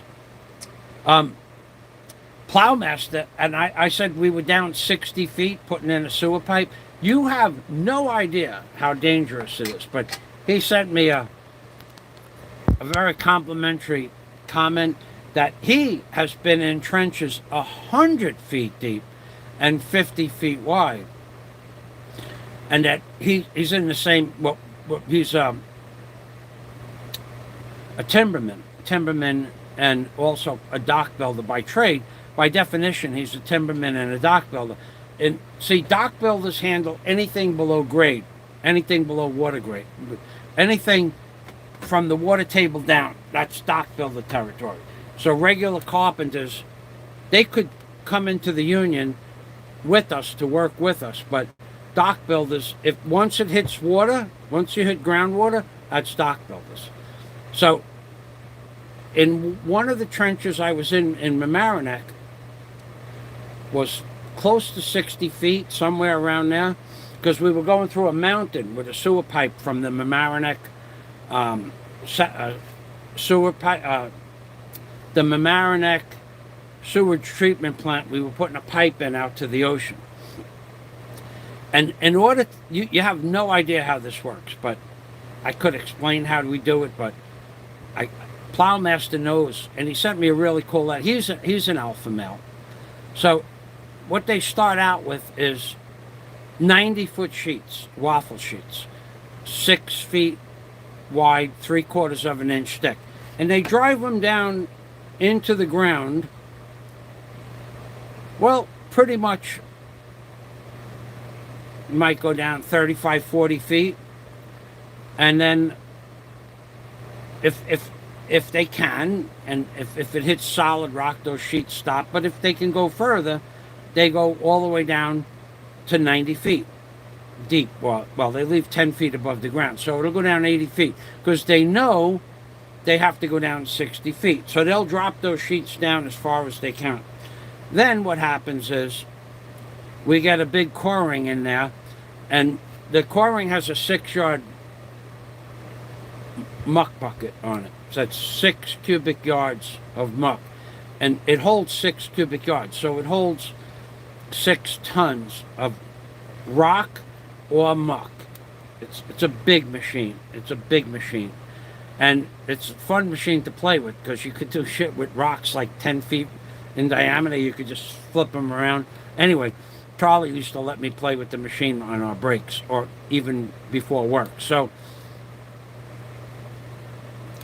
now the sheets are down to where they stop. So if there was a rock projection in the mountain, something really solid, the ice hammer would try to break through it, But some of those rocks in Mamaroneck were 10, 12, 13 feet round rocks, the granite rocks. They were just hard. And if the waffle sheet went right on top of it, they'd try to keep hitting it till it cracked the rock. And most of the times it busted through the rock. But either way, and they'd go down to where they could, and if they couldn't go any further, they'd cut the sheet, and then later you weld on. Then you dig the trench. You dig in the trench. You dig out. So the coring had probably close to a 30-foot depth of digging. So it would take 6 yards out, and you put it over there, 6 yards out, and then you dig down as far as the machine could dig. Now the next stage is putting in chairs, chairs, chairs and or saddles. So a chair is an arm that comes off the wall like that. So it looks like a chair that you can sit on. But what goes on the chair are whalers. So at the top of the trench, you might put in a 16 by 16 whaler on top of the chair. And then you'd put a cross member to the other side of the waffle sheets where there's another chair over there. And then between that, you'd put another 16 by 16 inch beam or cross a strap. And that sat on the chair too, so it didn't fall down. And then you would secure it to your whalers. But as you got deeper, the whalers and the straps got bigger. So at the bottom of a 60-foot trench, you're dealing with 28, 30-inch rough-sawn sewer oak for the whaler and for the straps, because now there's more pressure. Plus, don't forget, we got pumps down there. We got 6-cylinder diesel pumps with a suction pump with 100 foot of head pressure on a 3-inch outflow. So you got a pump at the bottom of that trench somewhere. This is alpha male shit. Okay, this is what real men do. Not some frickin' closet dweller that thinks he knows how to run a paintbrush, running a paintbrush. All he knows how to do is run his mouth. We've never seen him do any work because he doesn't know how to do any work. I doubt if he's ever done any work. Just runs his mouth. That's why they gave him an early retirement, because nobody wanted to work with him. That's what I heard. So as you get down to the bottom, you got a six-cylinder diesel Rupp Gorman high pressure, high volume pump in a hole where the water is, because we've got water flowing through the cofferdam everywhere. In fact, we're already down at 60 feet. We're already down 40 feet past the low tide level or high tide level. So water's coming into the cofferdam, flowing in. You might have 2 pumps down there. Now you got this pumps down there, and your cribbing is 30 inches. Now, how do you get the dirt out? Because the stick and the boom only goes down about 30 feet, 32 feet. Well, no, that machine would probably go down 44 feet. The one we were using was probably 44 feet. Plus the bucket, which was 54 feet, excuse me. But that's straight down. But it doesn't quite get everything out of there. So now, when you got down to the bottom, past where it has to go, we still have to go down another 15 feet to put a rock bed and gravel, and level out the pipe. So how do you get that out? Well, you can't use the arm anymore because you got the cribbing up on top. So it's all got to get done with a bucket on a crane. So the bucket has to be closed. It goes down between the cribbing. When it gets down to where you want it to dig, you give the instruction to open up the clamshell. He drops the clamshell into the muck. He closes the clamshell, and then he pulls it out of the hole very slowly. Because if he pulls the cribbing out, the cofferdam could collapse and kill you. This shit is dangerous. But when you're looking up like this, Plowmaster said, it looks like you're in a coffin, looking outside of a coffin. This is some of the most dangerous shit you ever seen in your life, working in these trenches. I didn't like it at all, but if that's where they put me, that's what I did. But I didn't like working in the Dock Builders Union. I liked working on the ocean, but I didn't like the Dock Builders Union. You just do shit that I didn't like doing. I didn't mind sitting on top of waffle sheeting for 4 hours a day, but I didn't like it. I didn't mind it. I wasn't afraid to do it. I monked, but I didn't like it. You know, if you fall 45, 50, 60, 70, 80 feet off a waffle sheet, you die. Okay? I'd rather take my chances on something I'm in control of. Anyway, that's how you get the muck out of the dirt or rocks. That's how you get that shit out from the cofferdam. Now, that's the only way to do it. And Plowmaster was another alpha male, Plowmaster is, because he did that kind of work. Well, he said he did, and he gave me enough itemized list in his comment for me to believe it. But this is alpha. That's why I named my channel the Alpha Male. We don't have these beta simp males, these cucks from where they keep the snow.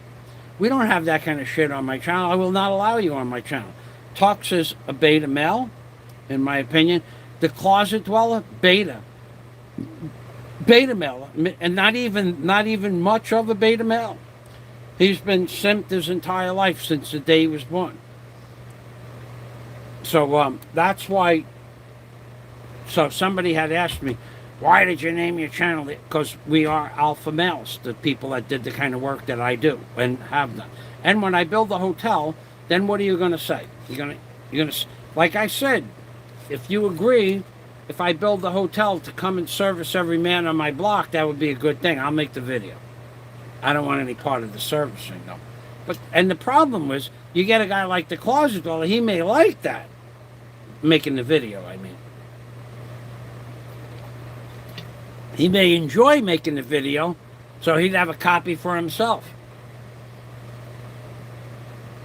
Of somebody like the Dumageddon, the God, the purveyor of the Bible, the drunk, the sanctimonious hypocrite, that guy. He's a beta male. And the Closet Dweller's trying to start a physical altercation between me and the sanctimonious hypocrite drunk in Dumageddon. And he does the same routine. The guy, the sanctimonious hypocrite drunk in Dumageddon, he could probably pound you into the ground with his fist. I don't think so. But you're welcome to find out. But the sanctimonious hypocrite drunk, he's still on everybody else's channel, leaving comments all over the place about me and Daisy May. And everybody allows that shit. And especially the cuck where they keep the snow. Wait till he gets to the Philippines. I'll have the last laugh on that one. I'll never meet him, of course, but when he gets here and he sees what it's really like living here, we'll see how much patience he has with that.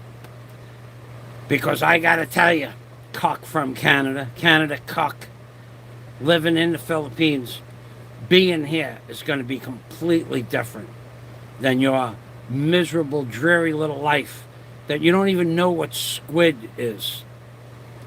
He doesn't even know what squid is. Galamar. We've lived it because where he lives, he might live 400 miles inland. They don't have, I don't know. But anyway, wait till that guy gets to the Philippines. That guy's, and he keeps letting people run shit on about me and Daisy May on his channel. And at the same time, that hypocrite cuck from Canada says we don't allow anybody to be abused on our channel. We don't run a hate channel, but he lets hate speech against me and Daisy May. He has a special place in his heart for hate speech against myself. And where is it coming from? It's coming from a sanctimonious drunk, Bible-thumping drunk. And another guy, Richie Boang, who thinks he makes funny videos and thinks what he says is funny.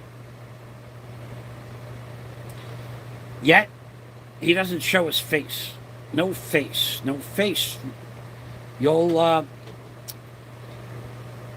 eventually, maybe somebody will find out who you are and put that shit all over the internet like you go around doxing other people. But whether you do or you don't, you're still a piece of garbage.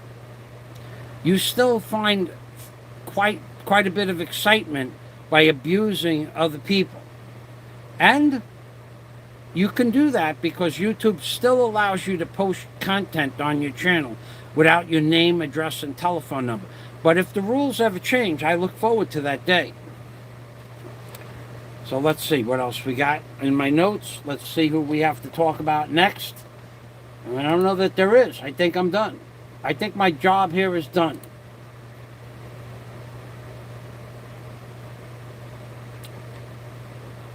Yeah, my job here is done. So, it didn't rain. There's another thing in the Philippines, and all news. I could show you the weather for Bohol. It was raining this morning at 5 o'clock. So I planned on making this show. It's beautiful out. It's absolutely gorgeous outside. So I'll show you my pipe order from yesterday.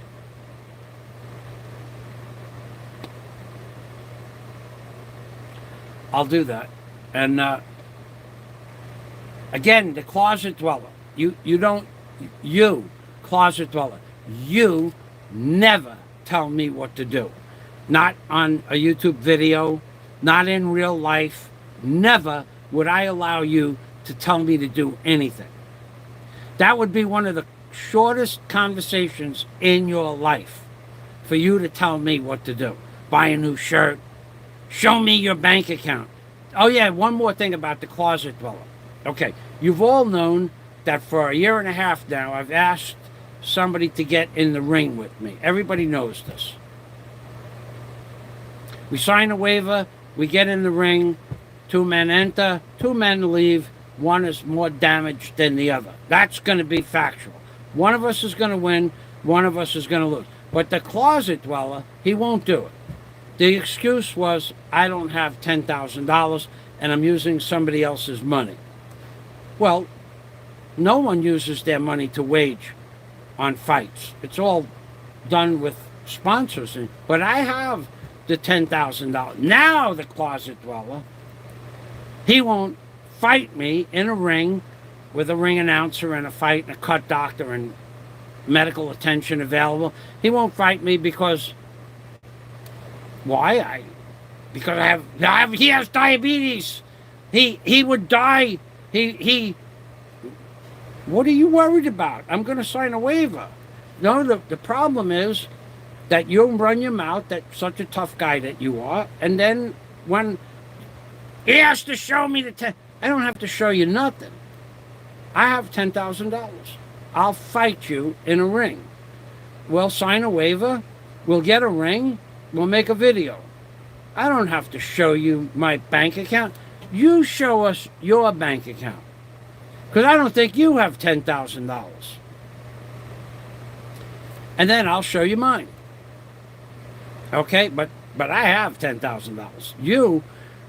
I watched you go shopping. You are such a penny pinching little, what you call kerput, Tahik, cheap. You are such a cheap. You are a peasant cheap quality person. You are. You look at shit on the shelf and it's $19. It is what it is. I'm not gonna buy this. So you went and drove 20 miles for 2 gallons of bleach. You idiot. You spent $20 on wear and tear on a car to buy bleach at a discount store. To save $1 on discount bleach. You're an idiot. You spent a car costs $1 a mile to drive in today's world. Insurance, new tires, hoses, belts, transmission fluid changing, maintenance, windshield washer fluid, insurance costs $1 a mile. And you drove 20 miles to save $1 on 2 gallons of bleach. You're an idiot, dude. When are you going to get it through your head that you're just one of these people Your time to succeed, to shine in life has come and gone 30 years ago. Because you never had what it took to shine, rise above the occasion. You never will, and it's too late now. So what do? You go around and abuse people on YouTube. But not in real life, though. See, that's the difference. That's the difference. Your persona on YouTube is, what, a big tough guy. You're nothing. You're nothing. You never say that shit to anybody's. You had the opportunity and you failed miserably. Miserably you failed.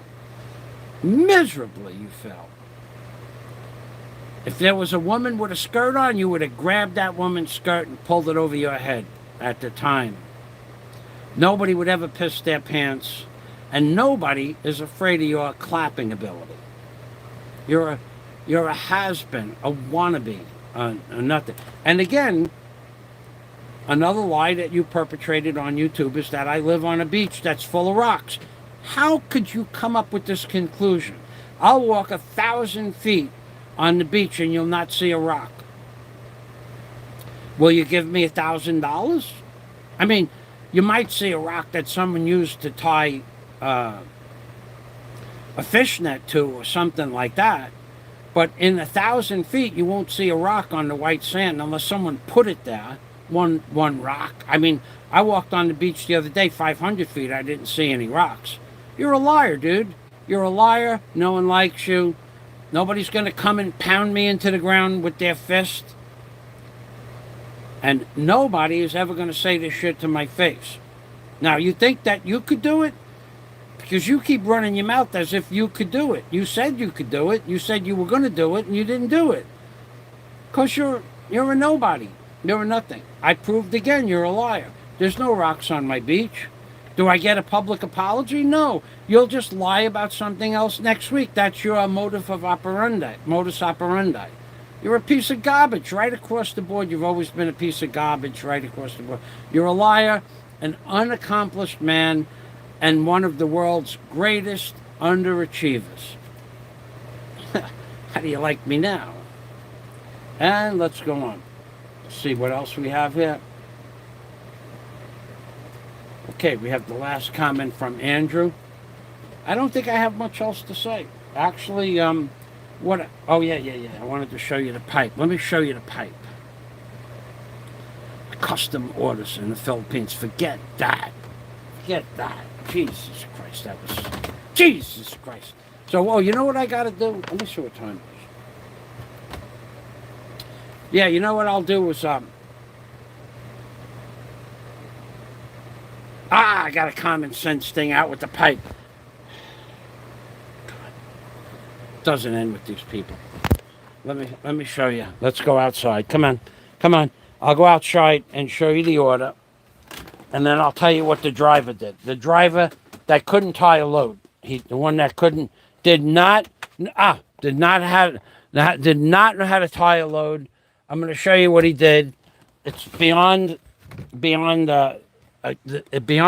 most people's ability to comprehend. If I told you it was the truth, and I am telling you it's the truth, but you won't believe me because nobody could be that stupid, and yet it's the truth. So here we are. Here's my new order. And then I'm going to go inside and shut the... I'm going to go inside and shut the live stream down, grab lunch, and then I'm going to come out here and paint this pipe. So here are the two pieces that I told you about. The two shiny ones that were part of the order. And then here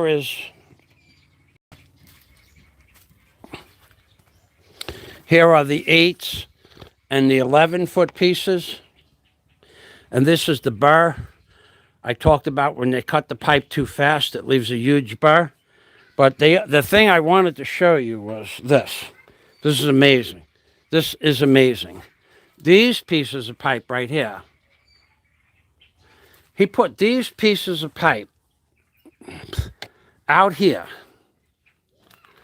on the outside of this pipe on an angle, a 45-degree angle, where they stuck out about 2 feet here. They stuck out about 2 feet.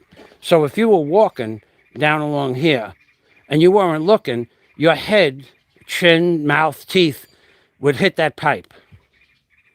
And that's where the driver left the pipe. I said to him, "What are you doing, dude?" And he had no, he said, "Oh, no instructions, no instructions," he told me, no instructions. So he put the pipe like this, where if you were walking, you'd hit it with your chin, your shoulder, your mouth, your eye. No instructions. He needed instructions not to put the pipe sticking out on a 45-degree angle here. Why? Why? No common sense. And here is the piece of phenolic wood, the 12 millimeter that I got. It's got to get painted. So I'll go back inside. I'll say goodbye. And then I'm going to come back outside. I feel like painting shit yellow. I feel like paint. The only difference between me when I paint, I show people that I'm painting. I'm painting. I'm about ready to paint. I'm picking up the brush. I'm mixing the paint. I'm painting. I show you how to use a brush. I show you how to mix paint. The closet dweller, he doesn't know a freaking thing about painting. Whoever taught the closet dweller how to paint didn't know a damn thing about painting. We know that for fact now, right? We know that's a fact. The closet dweller. His paint never showed you how to back a brush. Never showed you that he was going to clean a brush, how to clean a brush, how to back a brush, how to mix paint. It's all bullshit with bologna and cheese. The closet dweller, bologna and cheese sandwiches by the pound, by the kilo, by the ton. All right. Andrew, I did have a question for you if you're still online here.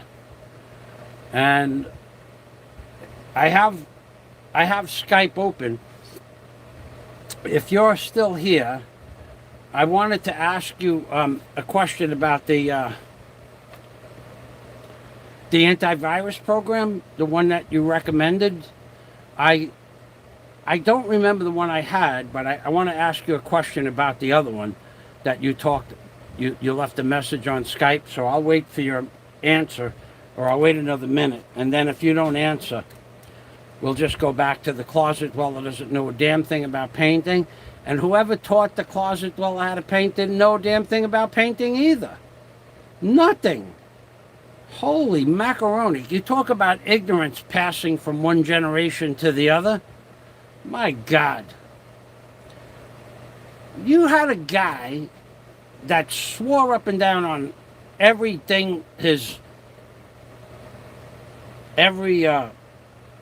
honor, his word. I'm going to go to America and I'm going to show people my skills I have. And then never showed anybody any skill sets. Nothing, ever. He took a picture of a can of paint next to a house. I did this, but he never showed you him doing anything.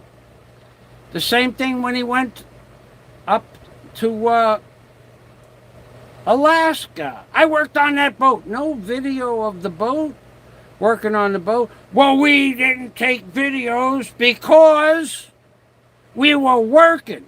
Bullshit, dude. We didn't take pictures because we were working. Bullshit, dude. You have a 32 millimeter or 16 millimeter pocket camera.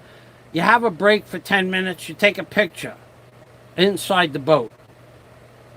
You get to work 10 minutes early like real men, 20 minutes early like real men, 30 minutes early like real men, and you take a couple of pictures. Well, you stay 5 minutes after work and you take pictures. Well, I didn't take any pictures because I was working all the time. You're a freaking liar. You're a liar. A liar, I say. You lied about rocks on the beach, and you lied about working inside a ship. Okay, Andrew, I'm going to call you in about less than 3 minutes from now.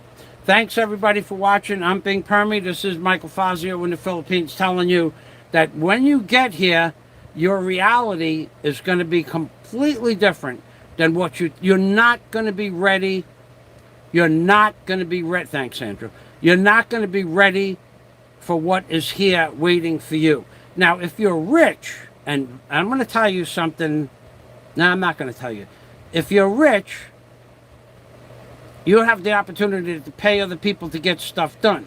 But if you are in control of something, like me, that I owned construction companies all my life, licensed and insured construction companies all my life, and the closet dweller again with more bullshit in that last video. He never the boat that I had, my boss on. What the hell are you talking about, dude? What the hell are you talking about? You want to bet $10,000? $1,000? How about we bet we go blow for blow? How about we go blow for blow? How about we bet that if I'm telling the truth, we get in the ring, I get a free shot. Not to your face, though.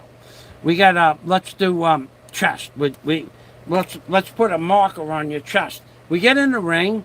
We sign a waiver. If I'm telling the truth that I owned the Ocean Racer and the Cobra, I got a free shot.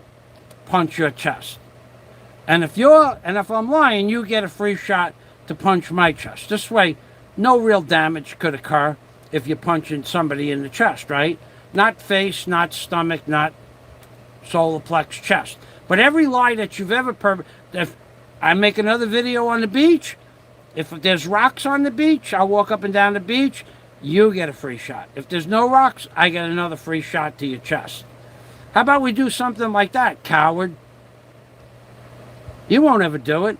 I'm telling people that somebody else owned my Ocean Racer and it was a company that I worked for, I have the registration, moron.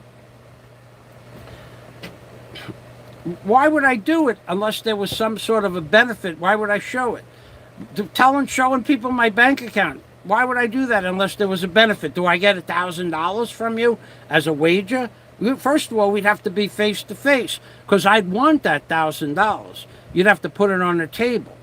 I'll put it on the table. And when I show you the bank account, if it has $10,000 in the bank account, any bank account I choose, then I keep your $1,000. But you just keep out putting out challenges, but you don't want to ever back it up with anything except bologna and cheese because you're a coward. You're a liar. You're a fraud. You are the world's greatest underachiever. Thanks for watching. I'm Bing Permy from Michael Fazio in the Philippines. Andrew, in 60 seconds, I'm going to be on Skype with you. Please like and share this video. One of my best. Scott Del Fuego. Wait, whoop. We are friends. Scott gets priority. Andrew, you got to wait. I guess if you don't consider separating the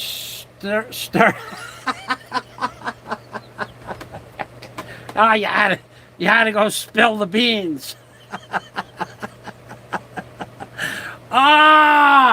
Scott with the beans spelling. I guess if you don't consider separating the sternum from the ribs and stopping the heart, real damage. you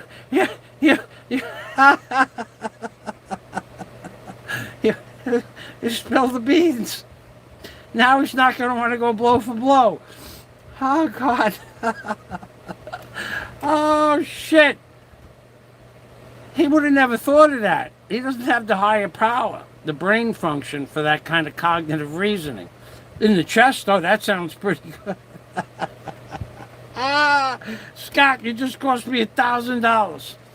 Thanks, Scott. Actually, if you'd like, I'll put us on a three-way call between you and Andrew and myself while I grab a bite to eat. And if you want to say hello to Andrew, I can do that. I'll tell you what, I'll call you if you answer your Skype and then I'll call Andrew and add him to the conversation. If you don't answer your Skype, well, then I guess you're getting ready to go to sleep. But thanks for the laugh. I guess if you don't consider separating the sternum from the rib cage, oh, that would, well, you imagine the pounding. I think it's reasonable. Okay, Scott's not home. Thank you, Scott. Okay, I have, oh, you know what? I'd have to talk to you in person. Nothing important. Nothing important at all. I wanted to say hello, but thanks for watching. Andrew, I'll be I'll be on Skype in 60 seconds. Bye-bye, everybody. Remember to like, share, and tell everybody that I talked about in this video. Call up Globe, tell them what I said, show them the timestamp of when it happened, and they can review the video of what the guy did. It's all on video. And the other video with the men that screwed up my order, that's already published. It's a published video. I'm Bing Permy, which means take care always, from Michael Fazio in the Philippines, baby. Where's my, oh, here it is. Bye-bye. We're here, right? When I talk about the closet dweller, I get so excited. I can't wait to see him again. And that's going to happen. And that's going to happen. We're going to do it again, mofo. We're going to do it all over again. We're going to start from scratch, and we're bringing you back.